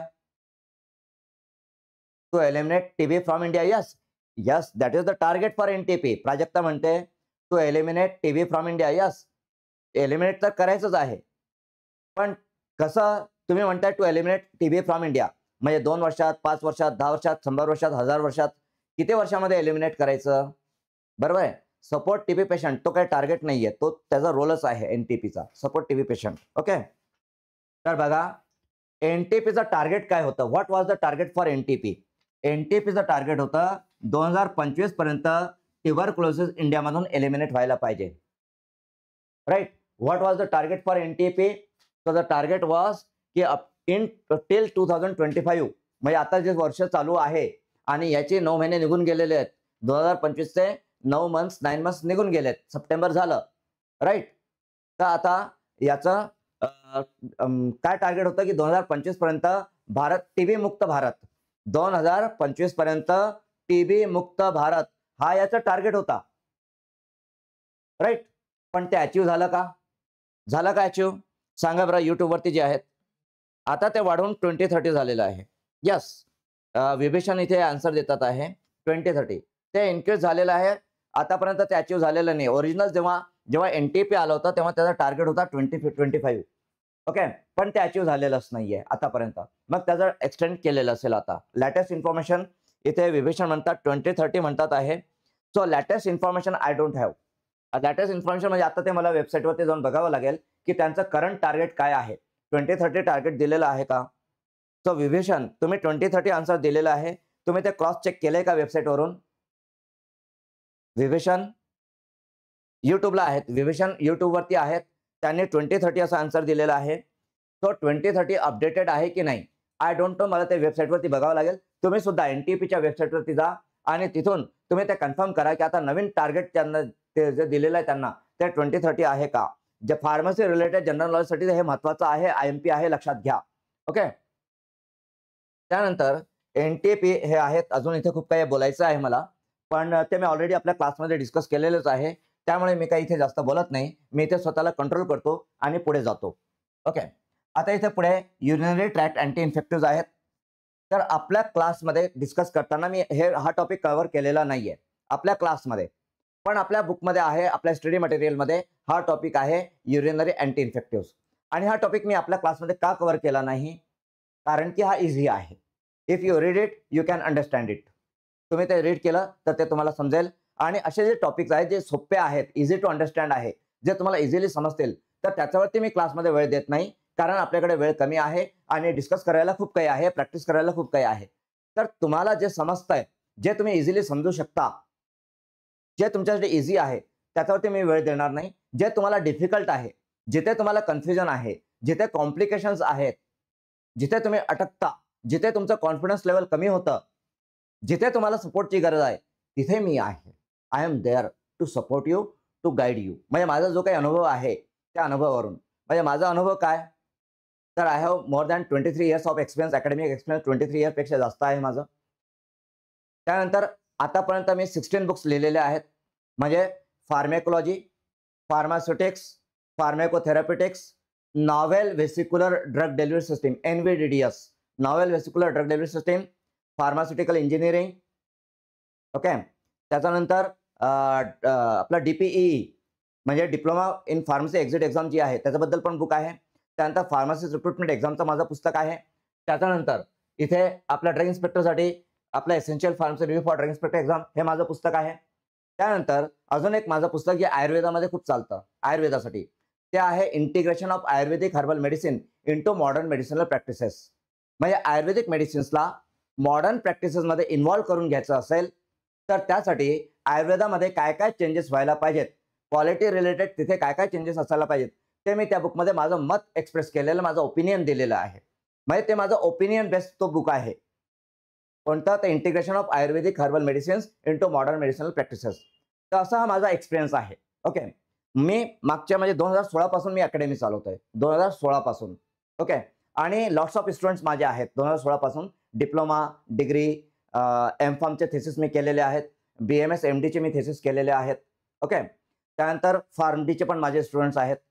सो आणि रिक्रुटमेंट एक्झामचे स्टुडंट्स आहेत. सो अशा डिफरंट एक्झामसाठी मी गाईड केलेलं आहे. ओके. आणि स्टुडंट्सला मी प्रिपेअर केलेलं आहे. सो मी असं म्हणत नाही की I am the best, but मला एवढं सफिशियंट एक्सपिरियन्स आहे की मी एखाद्या नवीन व्यक्तीला गाईड करू शकतो, प्रॉपरली गाईड करू शकतो. तेवढं मी एक्सपिरियन्स घेतलेला आहे. ओके. तर इथे आपण परत येऊया युरिनरी ट्रॅक्ट अँटी इन्फेक्टिव्ह वरती. तर युरिनरी ट्रॅक्ट अँटी इन्फेक्टिव्ह, तर युरिनरी ट्रॅक्ट इन्फेक्शन. तर युरिनरी ट्रॅक्ट इन्फेक्शन दोन प्रकारचे असू शकतात. एक अनकॉम्प्लिकेटेड युरिनरी ट्रॅक्ट इन्फेक्शन आणि दुसरं complicated urinary tract infections. Okay. Normally urinary tract infection मध्ये राजेश इथे विचारतात बॅच कधी घेऊ. तो आमची टीम तुम्हाला रिस्पॉन्स करेल राजेश. ओके. हां हां बॅचचं ठीक आहे, आपण ते नंतर बोलूया. आपण इथे पहिले याच्यावरती कॉन्सन्ट्रेट करू. राजेश आम्ही इथे कॉन्सन्ट्रेट करतोय. पहिले हा प्रश्न तुम्ही नंतर विचारा. ओके. आमची टीम तुम्हाला रिस्पॉन्स करेल राजेश. ओके. सो इथे अँटी इन्फेक्टिव्ह आपण बघतोय, युरिनरी ट्रॅक्ट अँटी इन्फेक्टिव्ह. तर युरिनरी ट्रॅक्ट अँटी इन्फेक्टिव्ह, तर इथे ई कोलाय बॅक्टेरिया इन्व्हॉल्व असतो. E coli normally urinary tract infection मध्ये कोणता बॅक्टेरिया असतो? E coli. आणि युरिनरी ट्रॅक्ट इन्फेक्शन दोन प्रकारचे असू शकतात.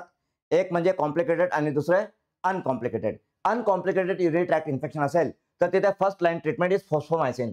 फॉस्फोमायसिन. ओके. फॉस्फोमायसिन. आता PHO करा किंवा FO करा. Okay. Fosfomycin is the first line treatment for the urinary tract infection uncomplicated. Okay. ठीक आहे. त्यानंतर अँटीव्हायरल ड्रग्स. अँटीव्हायरल, तर फक्त अँटीव्हायरल ड्रग्स स्प्रे करून चालेल का? जर आपल्याला अँटीव्हायरल ड्रगचं मेकॅनिझम ऑफ ऍक्शन समजून घ्यायचं असेल तर सगळ्यात महत्वाचं काय? तर सगळ्यात महत्वाचं आपल्याला लाईफ सायकल ऑफ व्हायरस समजून घेणं आवश्यक आहे. लाईफ सायकल ऑफ व्हायरस, बरोबर आहे. तर आपण जेव्हा आपल्या क्लासमध्ये हे अँटीव्हायरल ड्रग्स कव्हर केलेत, तर अँटीव्हायरल ड्रग्स कव्हर करण्याच्या आधी आपण काय कव्हर केलं? तर आपण life cycle of virus cover केलंय. Life cycle of viruses. म्हणजे जर इथे टॉपिक काय दिलेला आहे? Topic is antiviral drug. आता जर अँटीव्हायरल ड्रग हा टॉपिक असेल तर काय ते व्हायरसवरती प्रश्न विचारू शकत नाही का? Virus is an intracellular obligate parasite. Virus काय आहे? Virus is an intracellular obligate parasite. Virus can be DNA virus or RNA virus. Virus has capsid जो की प्रोटीन कोड असतो, and it may or may not have envelope. प्रत्येक व्हायरसला envelope असतोच का? नाही, प्रत्येक व्हायरसला एन्व्हलप नसतोच. त्यानंतर व्हायरसची लाईफ सायकल काय आहे? व्हायरसच्या लाईफ सायकलमध्ये 6 स्टेजेस आहेत. तर जेव्हा अँटीव्हायरल ड्रग्ज म्हटलेलं आहे तर तिथे फक्त ड्रग्ज वरतीच प्रश्न असेल का? तिथे व्हायरसवरती प्रश्न असू शकत नाही का? तिथे लाईफ सायकल ऑफ व्हायरस जी आहे त्याच्यावरती प्रश्न असू शकत नाही का? असू शकतात. तुम्ही ते म्हणू शकत नाही की हे out of the syllabus question आहे. म्हणजे अँटीव्हायरल ड्रग इथे टॉपिक दिलेला आहे. ओके. आणि त्यांनी प्रश्न विचारला तुम्हाला life cycle of the virus वरती. तर तुम्ही असं म्हणाल का की लाईफ सायकल ऑफ व्हायरस हा टॉपिक सिलेबसमध्ये नव्हता, आउट ऑफ द सिलेबस आहे? नाही, तसं नाहीये. कारण अँटीव्हायरल ड्रग्ज हे कुठे ऍक्ट करतात? तर व्हायरसच्या लाईफ सायकल वरतीच ऍक्ट करतात ना. Just there are 6 stages of virus life cycle, बरोबर आहे. म्हणजे अटॅचमेंट असेल, रेप्लिकेशनची स्टेज असेल, ठीक आहे, त्यानंतर रिलीज असेल, तशा डिफरंट स्टेजेस आहेत, 6 स्टेजेस. तर त्यापैकीच कोणत्या तरी स्टेजवरती अँटीव्हायरल ड्रग ऍक्ट करतो. तर तो पण पार्ट तुमच्या सिलेबसमध्येच येतो. तर इथे आपण कव्हर करताना लाईफ सायकल ऑफ व्हायरसेस खूप डिटेलमध्ये आपण कव्हर केलेलं आहे. आपल्या क्लासच्या स्टुडंट्सला माहित आहे आणि त्यांनी ते स्टडी केलेलंच असेल. ठीक आहे. तर अजून काही मी डिटेलमध्ये जात नाही याचा. आता मी पुढे जातो आणि पुढे अँटी डायबिटिक्स वरती आपण जाणार. ओके. आता इथे अँटी डायबिटिक्स म्हटलेलं आहे, तर काय डायबिटीस वरती प्रश्न येणार नाहीत का? फक्त ड्रग वरतीच प्रश्न असतील का? अँटी डायबिटिक्स म्हटल्यावरती फक्त अँटी डायबिटिक ड्रग वरती प्रश्न, डायबिटीस वरती प्रश्न विचारणारच नाही असं काही आहे का? So no, it is not like that. Anti diabetics म्हणजेच तुम्ही फक्त इन्सुलिनचा स्टडी कराल ॲज अ इन्सुलिन प्रिपरेशन आणि ओरल अँटी डायबिटिक ड्रग, तर तेवढं सफिशियंट नाही आहे, लक्षात घ्या. Okay. Oral anti diabetic drug तर IMP आहेच. Metformin is IMP. Okay, no problem about that, no doubt about that. पण डायबिटीस वरती पण प्रश्न असू शकतो. What is diabetes? What is the classification of diabetes? Type 1 diabetes काय असतो? टाईप 2 डायबिटीस काय असतो, ऑटोइम्युन डायबिटीस कोणता असतो, ओबेसिटीमुळे होणारा डायबिटीस कोणता असतो, प्रेग्नन्सी रिलेटेड डायबिटीसचं काय असतं. तर डायबिटीसवरती पण प्रश्न असू शकतो आणि ते अँटी डायबेटिक ड्रग्सवरती पण प्रश्न तर असणारच, शुअर आहे. आता डायबिटीस म्हणजे इंडियाला काय म्हटलं जातं, India is the diabetes capital of the world. India is the diabetes capital of the world. बरोबर आहे. आणि असा एक अंदाज आहे, कॅल्क्युलेशन आहे, सर्वे आहे की इंडियामध्ये near about more than 10 crore people have diabetes. More than 10 crore, 10 करोडपेक्षा जास्त लोकांना डायबिटीस आहे इंडियामध्ये. याचा अर्थ काय, इंडियाची पॉप्युलेशन 150 करोड आहे.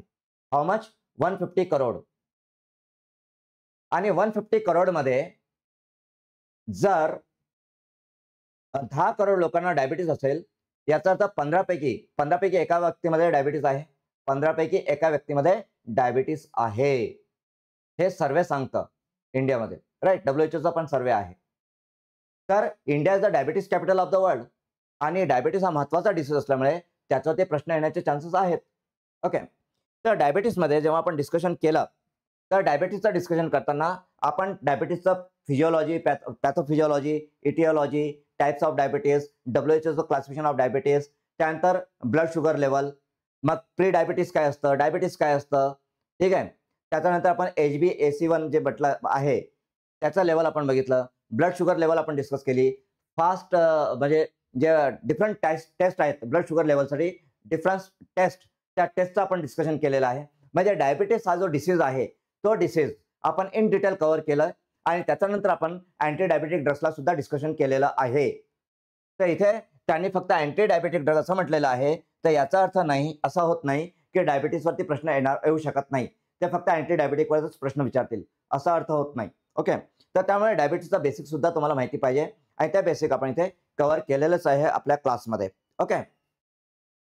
आता इथे अँटी डायबेटिक ड्रग्समध्ये इन्सुलिन अँड इट्स प्रिपरेशन. आता इन्सुलिनच्या डिफरंट प्रिपरेशन्स कोणत्या, म्हणजे rapid acting insulin, intermediate acting insulin, human regular insulin, आणि त्याचं फार्मेकोकायनेटिक काय आहे, त्याचे युनिट्स काय असतात. युनिट 100 म्हटल्यावरती त्याचा अर्थ काय होतो, युनिट 100 याचा अर्थ काय होतो. ओके. हे सगळं आपण एक्सप्लेन केलेलं आहे, समजून घेतलेलं आहे. त्याच्यानंतर अँटी डायबेटिक्समध्ये आपण मग ओरल अँटी डायबेटिक एजंट्स बघितलेत. ओरल अँटी डायबेटिक एजंटमध्ये आपण बायगॅनेट्स, त्याच्यामध्ये मेटफॉर्मिनचं आपण मेकॅनिझम ॲक्शन समजून घेतलं. त्यानंतर सल्फोनिलियाज आपण बघितलेत. SGLT2 इनहिबिटर्स आपण बघितलेत, राईट.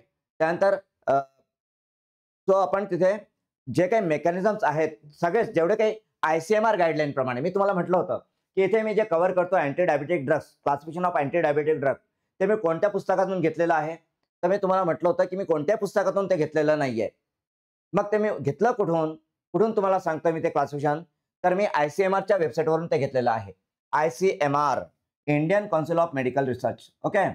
तर जी करंट डायबिटीसचं ट्रीटमेंट इंडियामध्ये आहे, current guidelines to treat diabetes, तर ते ICMRच्या गाईडलाईन्स आहेत, ICMR गाईडलाईन्स. तर मी करंट जी काही ट्रीटमेंट आहे डायबिटीसचे, त्याचं जे काही क्लासिफिकेशन ऑफ ड्रग्ज आहेत, ते क्लासिफिकेशन ऑफ ड्रग्ज ICMRच्या गाईडलाईनवरून मी घेतलेलं आहे. तेच मी क्लासमध्ये घेतलेलं आहे आणि तेच आपल्या स्टडी मटेरियलमध्ये आहे. तेच आपलं जे बुक आहे essential pharmacy review for drug inspector exam, त्या बुकमध्ये पण मी ICMR गाईडलाईन प्रमाणेच क्लासिफिकेशन दिलेलं आहे ड्रगचं. मी KD त्रिपाठी प्रमाणे किंवा गुडमन गिलमन प्रमाणे दिलेलं नाही आहे क्लासिफिकेशन. मी ICMRला कन्सिडर करून क्लासिफिकेशन दिलेलं आहे, कारण प्रॅक्टिकली जे फिजिशियन्स आहेत ते या ICMR गाईडलाईनला फॉलो करत असतात. हे अपडेटेड आहे. तर तुम्ही सुद्धा अपडेटेड इन्फॉर्मेशनसाठी ICMR गाईडलाईन बघा डायबिटीसमध्ये, अँटी डायबेटिक एजंटसाठी. ओके. तर इथे आपण हे अँटी डायबेटिक एजंट्स कन्सिडर केलेत. तर स्टुडंट्स, इथे आपण जे काही डिस्कस करतो, म्हणजे जे आपल्या क्लासचे स्टुडंट्स आहेत, ओके, आणि जे आपल्या आता युट्यूबला पण जॉईन झालेले आहेत, तर इथे आता जेव्हा मी हे सिलेबस डिस्कस करतोय, पॉईंट वाईज डिस्कस करतोय, प्रत्येक पॉईंटला घेऊन मी डिस्कशन करतोय, तर तुम्हाला अंदाज येत असेल की स्टडी कशा प्रकारे करायचा असतो, त्याच्यामध्ये कशा प्रकारचे MCQ येत असतात. ओके. आणि जे क्लासचे स्टुडंट्स आहेत त्यांना कॉन्फिडन्स पण येत असेल की आपण हे प्रॉपर ट्रॅकवरती आहोत. तर जे काही स्टुडंट्स आहेत ते व्यवस्थित स्टडी करा, सिरियसली स्टडी करा, क्लासच्या नोट्सला फॉलो करा, क्लासमध्ये जे काही तुम्हाला गाईडलाईन दिल्या जातात आहे त्या गाईडलाईन्सला फॉलो करा. काही प्रॉब्लेम असेल तर आम्हाला कॉन्टॅक्ट करा आणि स्टडी चालू ठेवा, स्टडी बंद करू नका, कारण ह्यापेक्षा अजून बेटर ऑपॉर्च्युनिटी तुमच्या लाईफमध्ये कधी येईल सांगता येत नाही. ओके. तो स्टडी करा, प्रिपेअर राहा. ओके. देन आता इथे नेक्स्ट कॉन्ट्रासेप्टिव्ह आहेत. त्या कॉन्ट्रासेप्टिव्ह बद्दल जर आपण बघितलं तर कॉन्ट्रासेप्टिव्ह मध्ये इस्ट्रोजन प्रोजेस्टेरॉन हे जे हार्मोन्स आहेत, इस्ट्रोजन आणि प्रोजेस्टेरॉन, त्या हार्मोन्स बद्दल मी डिस्कशन केलेलंच आहे, तुम्हाला सांगितलेलंच आहे. ओके, हार्मोन्स बद्दल इस्ट्रोजन प्रोजेस्टेरॉन म्हणजे जेव्हा आपण इथे हार्मोन्स आहेत, हे hormones, okay, endocrine and hormone हा पुढचा टॉपिक आहे. त्या एंडोक्राइन आणि हार्मोन्स मध्ये आपण इन्सुलिन, त्यानंतर थायरॉइड हार्मोन्स, कॅल्सिटोनिन हार्मोन, तर असे डिफरंट हार्मोन्स आपण डिस्कस केले. Vitamin D also hormone, vitamin D हा सुद्धा हार्मोन आहे. तो हार्मोन का हे पण आपण डिस्कस केलंय. इस्ट्रोजन प्रोजेस्टेरॉन हे हार्मोन डिस्कस केले आपण. ऑक्सिटोसिनला आपण डिस्कस केलेलं आहे, ऑक्सिटोसिन हार्मोन, बरोबर आहे. तर हे जेव्हा हार्मोन डिस्कस करत होतो आणि जेव्हा आपण इस्ट्रोजन प्रोजेस्टेरॉन डिस्कस करत होतो, तर तेव्हा मी तुम्हाला काय सांगितलं होतं, तर इस्ट्रोजन प्रोजेस्टेरॉन डिस्कस करताना मी तुम्हाला म्हटलं होतं की मेन्स्ट्रुअल सायकल तुम्ही स्टडी करा, मेन्स्ट्रुअल सायकल स्टडी करा, मेन्स्ट्रुअल सायकलचे फेजेस व्यवस्थित रीड करा. आता मला सांगा, या पूर्ण सिलेबसमध्ये मेन्स्ट्रुअल सायकल कुठेच दिलेली नाहीये, आहे का दिलेली? इथे जेव्हा आपण सुरुवातीला हे बघतोय फिजिओलॉजी, ठीक आहे, तर फिजिओलॉजीमध्ये त्यांनी मेन्स्ट्रुअल सायकल असं म्हटलेलं आहे का? इथे कुठे मेन्स्ट्रुअल सायकल आहे का फिजिओलॉजीमध्ये? आहे का? नाही, फिजिओलॉजीमध्ये मेन्स्ट्रुअल सायकल नाहीये. मग हे जे आहे इथे फार्मेकोलॉजीमध्ये, ठीक आहे, तर फार्मेकोलॉजीमध्ये इथे त्यांनी हार्मोन्स हा चॅप्टर दिलेला आहे, एंडोक्राइन अँड हार्मोन्स. आणि हार्मोन्समध्ये एस्ट्रोजन, प्रोजेस्टेरॉन, टेस्टोस्टेरॉन येतातच. मग एस्ट्रोजन आणि प्रोजेस्टेरॉनचा तुम्हाला ॲज अ ड्रग म्हणून यूज करायचा असेल फार्मेकोलॉजीमध्ये, फार्मेकोलॉजीमध्ये हार्मोन्स, एस्ट्रोजन, प्रोजेस्टेरॉन तुम्हाला ॲज अ ड्रग म्हणून यूज करायचे असतील, ॲज कॉन्ट्रासेप्टिव्ह म्हणून यूज करायचे असतील, ॲज अँटी कॅन्सर एजंट म्हणून यूज करायचे असतील, तर त्याचं फिजिओलॉजी तर तुम्हाला माहित पाहिजे ना. फिजिओलॉजिकल रोल काय आहे हे तुम्हाला माहित असेल तरच तुम्ही त्याचा ॲज अ ड्रग म्हणून यूज करू शकता. आता आपण काय बघितलं इथे हार्मोन्समध्ये एस्ट्रोजन, प्रोजेस्टेरॉन. त्या एस्ट्रोजन, प्रोजेस्टेरॉनमध्ये आपण बघितलं की they are use to treat DUB. DUBच्या ट्रीटमेंटमध्ये एस्ट्रोजन, प्रोजेस्टेरॉन यूज होतात, बरोबर आहे. हे माहिती पाहिजे ना तुम्हाला. मग आता तुम्हाला हे माहिती पाहिजे की DUB काय? Dysfunctional uterine bleeding is DUB. आता डिसफंक्शनल युटेराइन ब्लीडिंग काय असतं हे तुम्हाला माहित पाहिजे. तर तुम्हाला हे जे हार्मोन्स आहेत एस्ट्रोजन, प्रोजेस्टेरॉन, त्याचा मेकॅनिझम ऑफ ऍक्शन तुमचं क्लिअर होईल. ओके, तर लक्षात घ्या. तर इथे बेस क्लिअर असेल तरच तुम्ही फार्मेकोलॉजी देऊ शकता. आता इथे मला काल काही स्टुडंट्सने मला मेसेज आला, काही स्टुडंटचा, आपले काही ग्रुपचे स्टुडंट्स, आपले बॅचेसचे स्टुडंट्स होते. तर ते म्हणतात, त्यांचं असं म्हणणं होतं की सर इथे फार्मेकोकायनेटिक आहे का? कुठे आहे का फार्मेकोकायनेटिक? नाही, फार्मेकोकायनेटिक इथे आलेलं नाहीये, बरोबर. सिलेबसमध्ये फार्मेकोकायनेटिक मेन्शन केलेलं नाहीये. फार्मेकोडायनेमिक मेन्शन केलं का? तर ते पण नाहीये. फार्मेकोडायनेमिक्स, फार्मेकोकायनेटिक हे टॉपिक इथे नाहीये. म्हणजे इथे हा सिलेबस तयार करताना जी मेंटॅलिटी होती, ज्याने कुणी हा सिलेबस तयार केलेला असेल, जी कुठली कमिटी असेल, त्यांच्या मनामध्ये काय असेल, त्यांनी काय विचार केलेला असेल, तर त्यांनी असा विचार केलेला आहे की जर तुम्हाला हा सिलेबस स्टडी करायचा आहे फार्मेकोलॉजीचा, तर तुमच्या कायनेटिक आणि डायनॅमिकच्या कन्सेप्ट क्लिअर असतील तरच तुम्ही हा सिलेबस स्टडी करू शकता. जर तुमच्या कायनेटिक आणि डायनॅमिकच्या बेसिक कन्सेप्ट क्लिअर नसतील तर तुम्ही हे स्टडी करू शकत नाही. इथे तुम्हाला मेकॅनिझम ऑफ ड्रग ऍक्शन म्हटलेलं आहे आणि मेकॅनिझम ऑफ ड्रग ऍक्शन केव्हा क्लिअर होईल? जेव्हा तुमच्या फार्मेकोकायनेटिक आणि फार्मेकोडायनॅमिकच्या कन्सेप्ट क्लिअर असतील. जर तुमच्या फार्मेकोकायनेटिक, फार्मेकोडायनॅमिकच्या कन्सेप्ट क्लिअरच नाहीत तर तुम्ही मेकॅनिझम ऑफ ड्रग ऍक्शन तुम्ही स्टडी नाही करू शकत, पॉसिबलच नाहीये. तर जे स्टुडंट ज्यांनी म्हणजे असे काही स्टुडंट्स आहेत ते म्हणतात की सर फार्मेकोकायनेटिक सिलेबसमध्ये नाहीच आहे, फार्मेकोडायनॅमिक सिलेबसमध्ये नाहीये, मग तुम्ही ते का आम्हाला स्टडी करायला सांगताय? म्हणजे त्याने रिस्पेक्टफुली सांगितलं, मी तुम्हाला असं सांगतोय, त्यांनी अशी लँग्वेज वापरली नव्हती. ओके, त्यांचा रिस्पेक्ट विथ ड्यू रिस्पेक्ट त्याने विचारलं होतं. तर लक्षात घ्या, जर तुमच्या बेसिक्स क्लिअर असेल तरच पुढचं पार्ट तुम्ही कव्हर करू शकता.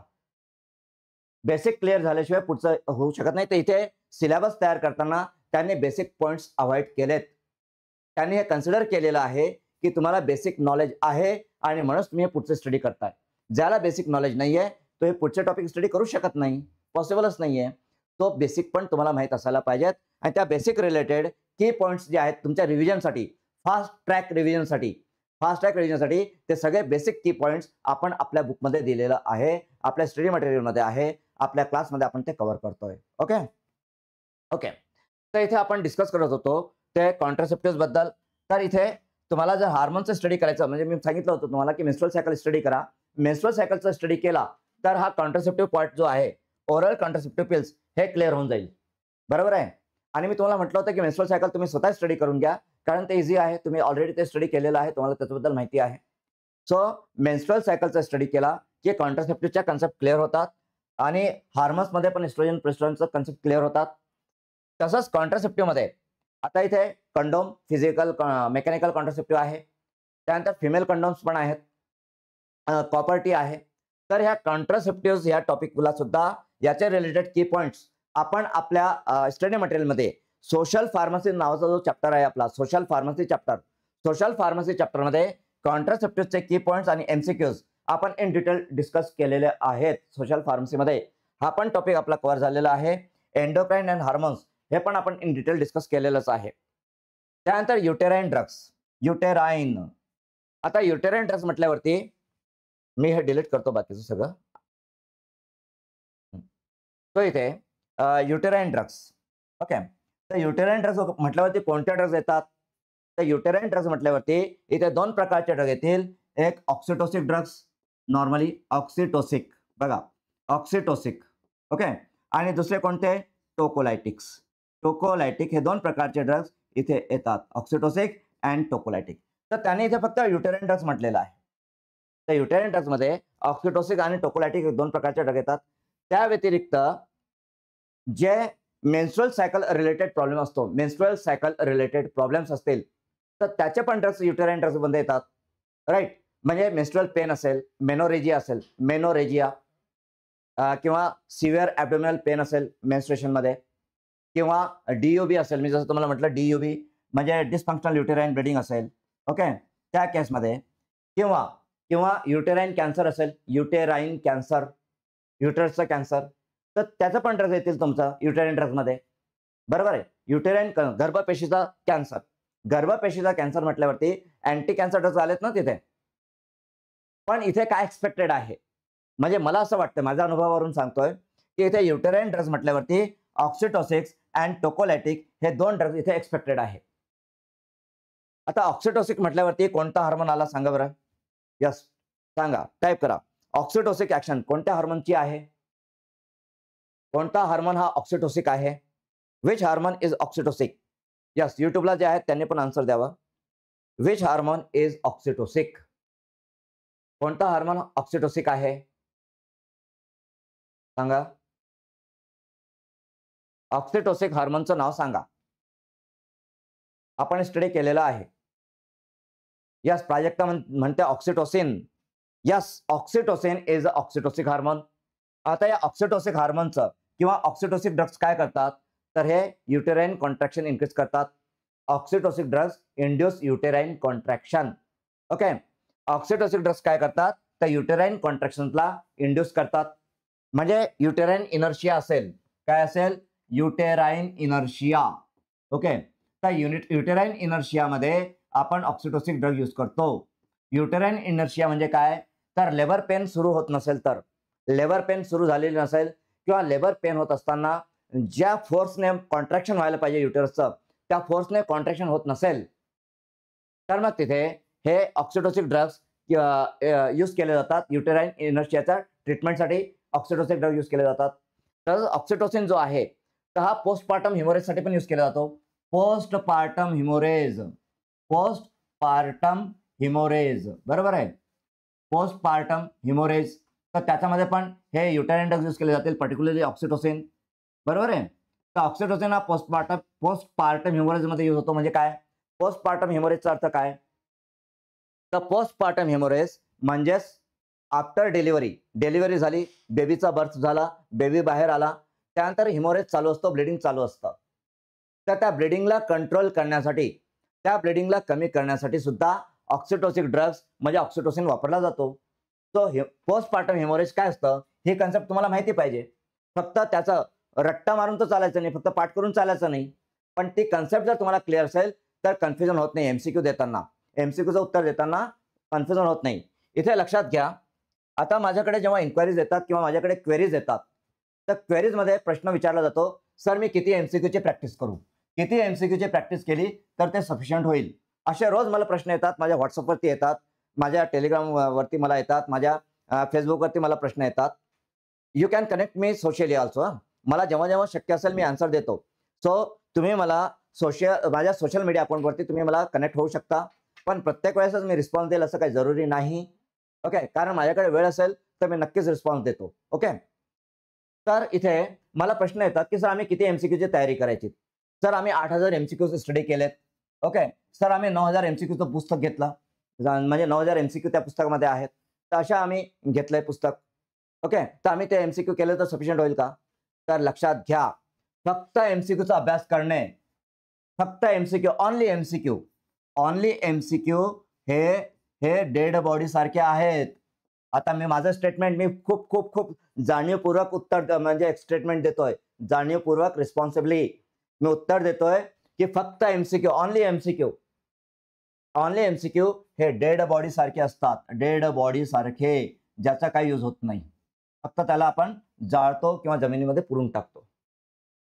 जोपर्यंत त्या बॉडीमध्ये प्राण नाही, लाईफ नाही, ओके, तोपर्यंत त्याचा काहीच उपयोग नाहीये. म्हणजे जोपर्यंत तुमच्या बेसिक कन्सेप्ट, ज्या काही कन्सेप्ट आहेत, ज्या कन्सेप्टवरती तुम्ही एमसीक्यू देतात आहेत, एमसीक्यूच्या प्रॅक्टिस करतात आहेत, त्या कन्सेप्ट जोपर्यंत तुमच्या क्लिअर होत नाही तोपर्यंत तुमचे एमसीक्यू डेड बॉडीज आहेत. लक्षात घ्या, या एमसीक्यूचं प्राण, जीव, लाईफ, एमसीक्यूचं लाईफ म्हणजे त्याच्या कन्सेप्ट आहेत. एमसीक्यूचं लाईफ काय? कन्सेप्ट. म्हणजे जर तुम्हाला एमसीक्यूला जिवंत करायचं असेल, एमसीक्यूला जिवंत ठेवायचं असेल, एमसीक्यू तुम्हाला सॉल्व्ह करायचे असतील without doubt, without confusion, without negative marking, म्हणजे निगेटिव्ह मार्किंगमध्ये लॉस होऊ नये, असं करायचं असेल तर पहिले कन्सेप्ट क्लिअर करा. कन्सेप्ट क्लिअर केल्यानंतरच एमसीक्यू कडे जा. नाहीतर डायरेक्टली एमसीक्यू सॉल्व्ह केलात तर तिथे तुमचं 100% कन्फ्युजन होईल आणि ते अजून जास्त कन्फ्युजिंग होईल तुम्हाला. सो माझं असं सजेशन आहे, इट इज माय सजेशन, की पहिले तुमच्या कन्सेप्ट क्लिअर करा आणि कन्सेप्ट क्लिअर झाल्यानंतर मग तुम्ही 1000 एमसीक्यू सॉल्व्ह करू नका, फक्त 10 एमसीक्यू सॉल्व्ह करा. ओनली 10 सफिशियंट आहे. 8,000, 10,000, 9,000, 15,000 एमसीक्यू सॉल्व्ह करून काही फायदा नाहीये. No use. महत्वाचं काय? Clear your concept. First clear your concept and then try MCQs. नाहीतर तुम्ही एमसीक्यू घेता, सर पीवायक्यू आहे, पीवायक्यू मध्ये आमच्याकडे 10 वर्षाचे पेपर्स आहेत आणि ते सगळे एमसीक्यूज आम्ही बघतोय, त्याचे आन्सर्स आम्हाला दिलेले आहेत, की आन्सर्स आमच्याकडे आहेत, आम्ही ते एमसीक्यू बघतो आणि सॉल्व्ह करतो. तेवढं सफिशियंट नाहीये, ते डेड बॉडी आहे. त्याच्यामुळे तुमचं कन्फ्युजन होणार आहे. त्यापेक्षा एक पॅराग्राफ रीड करा, एकच पॅराग्राफ रीड करा, त्या पॅराग्राफला समजून घ्या आणि समजून घेतल्यानंतर त्या पॅराग्राफला कशा प्रकारचे प्रश्न येऊ शकतात, कशा प्रकारचे, किती डेप्थमध्ये प्रश्न येऊ शकतात, किती डेप्थमध्ये प्रश्न येऊ शकतात, कशा प्रकारचे प्रश्न येऊ शकतात, याचा अंदाज घेण्यासाठी एक सॅम्पल म्हणून एमसीक्यू करा. टोटल स्टडी म्हणून एमसीक्यू वरती डिपेंड राहू नका. कन्सेप्ट क्लिअर करा. Read as much as you can. जेवढं जास्त तुम्ही रीड करू शकता तेवढं जास्त रीड करा. तुमचा हा 70% टाइम स्टडीचा, तुमचा स्टडीचा 70% टाइम हा कन्सेप्ट क्लिअर करण्यावरती असायला पाहिजे. कन्सेप्ट क्लिअर करा. 70% टाइम कन्सेप्ट क्लिअर करण्यासाठी द्या आणि 30% टाइम वेळ म्हणजे एक सॅम्पल म्हणून, प्रॅक्टिस म्हणून 30% टाइम तुम्ही एमसीक्यू ला द्या. ओके, स्टडी करताना 70% टाइम तुमचा कन्सेप्ट क्लिअर करण्यावरती द्यायला पाहिजे, 30% टाइम तुम्ही एमसीक्यू ला द्यायला पाहिजे. 70:30 चा तुमचा रेशो असायला पाहिजे. मी असे स्टुडंट्स बघितलेत किंवा मला असे स्टुडंट म्हणतात की सर आम्ही एवढे सगळे एमसीक्यू प्रॅक्टिस केलेत, त्याचं उत्तर कुठे सापडतील? अरे तुम्ही पहिले एमसीक्यू सॉल्व्ह केलं, तुम्ही उलट्या मार्गाने गेलात ना. पहिले तुम्ही एमसीक्यू करतात आणि मग तुम्ही म्हणतात की याचं उत्तर आम्हाला कुठे सापडतील. That is wrong path. पहिले कन्सेप्ट क्लिअर करा, मग एमसीक्यू द्या आणि त्या एमसीक्यूचं उत्तर सापडत नसेल तर कन्सेप्ट पुन्हा रिवाइज करा आणि तरी प्रश्नाचं उत्तर सापडत नसेल तर मग सर्च करा. आमच्यासारख्या लोकांना कॉन्टॅक्ट करा, आम्ही तुम्हाला गाईड करू. राईट. तो प्रॉपर पाथ असायला पाहिजे. सो पहिले कन्सेप्ट क्लिअर करा, मग एमसीक्यू कडे जा. ओके ओके हां. तर इथे आपण आज हा पण टॉपिक आपण कव्हर केलेला आहे. Anti diabetics, contraceptive, endocrine, hormones, uterines आणि कशा प्रकारे. हां, इथे हा एक टॉपिक आपला राहिला, tocolytic. Okay, what is tocolytics drugs? Freeze झालेलं आहे इथे, इकडे आहे.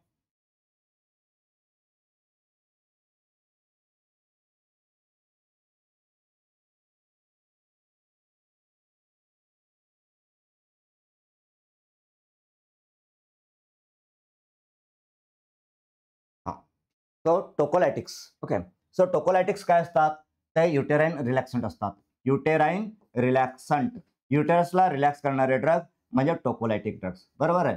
आणि हे जे टोकोलायटिक ड्रग्ज आहेत हे केव्हा वापरले जातात? तर जेव्हा प्री टर्म लेबर असेल, preterm labour, preterm लेबरला अवॉइड करण्यासाठी किंवा त्याला पोस्टपोन करण्यासाठी, प्री टर्म लेबरला अरेस्ट करण्यासाठी, थांबवण्यासाठी हे टोकोलायटिक ड्रग वापरले जातात. प्री टर्म लेबर म्हणजे काय? तर एखाद्या वेळेस डिलिव्हरी 7व्या महिन्यामध्ये 8व्या महिन्यामध्ये होत असेल, पूर्ण 9 महिने न घेता, तर त्याला अरेस्ट करण्यासाठी, थांबवण्यासाठी टोकोलायटिक ड्रग वापरले जातात, जे की युटेराईन रिलॅक्संट असतात. तर नॉर्मली जे बीटा 2 ॲगोनिस्ट आहेत, beta 2 agonist, those R the टोकोलायटिक्स. तर याच्यामध्ये आयसोसुप्रिन नावाचा ड्रग आहे, आयसोसुप्रिन. तर आयसोसुप्रिन हा मेन टोकोलायटिक म्हणून यूज केला जातो. तसंच इथे जे आपले साल्बुटॅमॉल आहे किंवा अदर बीटा 2 ॲगोनिस्ट आहेत, ते पण इथे टोकोलायटिक म्हणून यूज केले जातात. तर स्टुडंट्स, आज आपण डिस्कस करताना 1.5 तास आपल्याला झालेला आहे आणि 1.5 तासामध्ये आपण काय डिस्कस करू शकलो आज? तर इथे आपण फक्त पॉईंट नंबर 3 आणि पॉईंट नंबर 4 हे दोनच टॉपिक आपण डिस्कस करू शकलो. तर असं जर बघितलं तर एक टॉपिक मी 1.5-2 तास एक्सप्लेन करू शकतो, एक पॉईंट, बरोबर आहे. पण आपल्याकडे टाइम लिमिट आहे, तर आज आपण इथे थांबूया. ओके, आणि उद्याला मी पूर्ण सिलेबसच कव्हर करेल, कारण अजून वेळ आपल्याला द्यायचा नाहीये. आपल्या रेग्युलर क्लासेस आहेत, रेग्युलर क्लासेसमध्ये मला पूर्ण सिलेबस पण कव्हर करायचा आहे. तर उद्याला आपण ह्या सिलेबसचं डिस्कशन कंप्लीट करू. आणि या सिलेबसवरती उद्याला लक्षात घ्या, उद्याला मी हे सांगणार आहे की या पूर्ण सिलेबसमध्ये कोणत्या टॉपिकला किती वेटेज आहे, कोणत्या टॉपिकवरती किती एमसीक्यू येऊ शकतात, 5 एमसीक्यू, 10 एमसीक्यू, 25 एमसीक्यू. आणि हे मी माझ्या अनुभवावरून सांगतोय. माझ्या अनुभवावरून कोणत्या टॉपिकवरती किती एमसीक्यू असू शकतात ते मी तुम्हाला उद्या सांगणार आहे. आता इथे मला अजून एक तुम्हाला डिक्लेअर करायचं आहे, ते म्हणजे आता ज्याला आमच्याशी पर्सनली जॉईन व्हायचं असेल, पर्सनली कॉन्टॅक्ट करायचं असेल, पर्सनली आम्हाला भेटायचं असेल, तर त्यांच्यासाठी इथे आम्ही ही एक ऑफलाईन बॅच घेऊन येतोय. Okay, offline batch.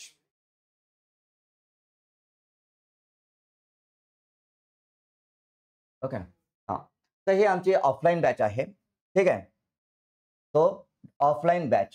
तर ज्याला कुणाला आमच्याशी पर्सनली भेटायचं असेल, पर्सनली कॉन्टॅक्ट करायचं असेल, पर्सनल 1 to 1 पाहिजे असेल, तर त्या ह्या ऑफलाईन बॅच चालू करू शकतात. आणि या ऑफलाईन बॅचची आता दसरा आहे उद्याचा, तर दसऱ्यानिमित्त ऑफर आहे आणि ती ऑफर म्हणजे विथ जीएसटी ₹10,000 याची फीस आहे. With GST, including GST ₹10,000 fees आहे या बॅचची. तर आज ज्यांना पॉसिबल असेल त्यांनी आज ॲडमिशन कन्फर्म करून घ्यावं. आमच्या टीमसोबत तुम्ही बोलून घ्या. हा आमचा इथे नंबर दिलेला आहे 9130102110. या नंबरला तुम्ही कॉन्टॅक्ट करून तुमचं ॲडमिशन कन्फर्म करू शकता. ओके, 6 ऑक्टोबरपासून हे बॅच चालू होणार आहे, 6 ऑक्टोबर ते 10 ऑक्टोबर. ओके, तर कॉन्टॅक्ट करा आणि लगेच तुम्ही ॲडमिशन कन्फर्म करा. इथे लिमिटेड सीट्स आमच्याकडे आहेत, only limited seats are there, ठीक आहे.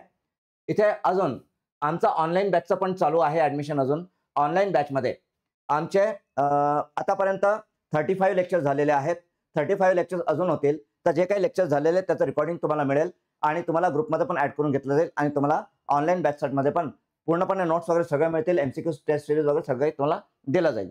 तर इथे पण आमचा आता ऑफर चालू आहे दसऱ्यानिमित्त, तर त्या ऑफरचा सुद्धा तुम्ही लाभ घेऊ शकता. तर आमच्या या नंबरवरती कॉन्टॅक्ट करा आणि काय ऑफर आहे दसऱ्याची ते पण ऑफर तुम्ही समजून घ्या. त्यानंतर ज्याला कोणाला आपलं हे बुक घ्यायचं असेल, ठीक आहे, तर आपलं बुक आहे essential pharmacy review for drug inspector exam. तर ज्याला कोणाला हे बुक घ्यायचं असेल तर त्यांनी पण आमच्या नंबरवरती कॉन्टॅक्ट करावा. हे बुक तुम्हाला म्हणजे ₹900 याची किंमत आहे. ₹810 मध्ये 10% डिस्काउंटमध्ये आम्ही होम डिलिव्हरी हे बुक करतोय, ठीक आहे. तर यासाठी तुम्ही आम्हाला कॉन्टॅक्ट करा. तर रूल्समध्ये Maharashtra poison rules 1970 are lengthy. Is it important? Please discuss. Yes Prajakta, उद्या आपण ते डिस्कस करणार आहोत. ओके, तो प्राजक्ता उद्याला आपण ड्रग फार्मास्युटिकल ज्युरिस्प्रुडन्स आपण डिस्कस करणार, त्यावेळेस मी तुमचा हा पॉईंट डिस्कस करतो. Okay, yes. आता अजून कुणाला आहे का काही विचारायचं? 1 मिनिटाचा वेळ आपल्याकडे आहे. कुणाला काय विचारायचं असेल तर विचारा. काही डाऊट्स आहेत का? 1 मिनिटामध्ये विचारून घ्या. हां, हे क्लोज करून घ्या. यस, युट्यूबला कुणाला काही डाऊट आहे का? काय विचारायचं आहे का? काही क्वेरीज आहेत का? Yes, ask your questions. Akash, तुम्हाला तुमच्या प्रश्नाचं उत्तर भेटलेलं असेल. ओके, मिळालेलं असेल तुम्हाला उत्तर.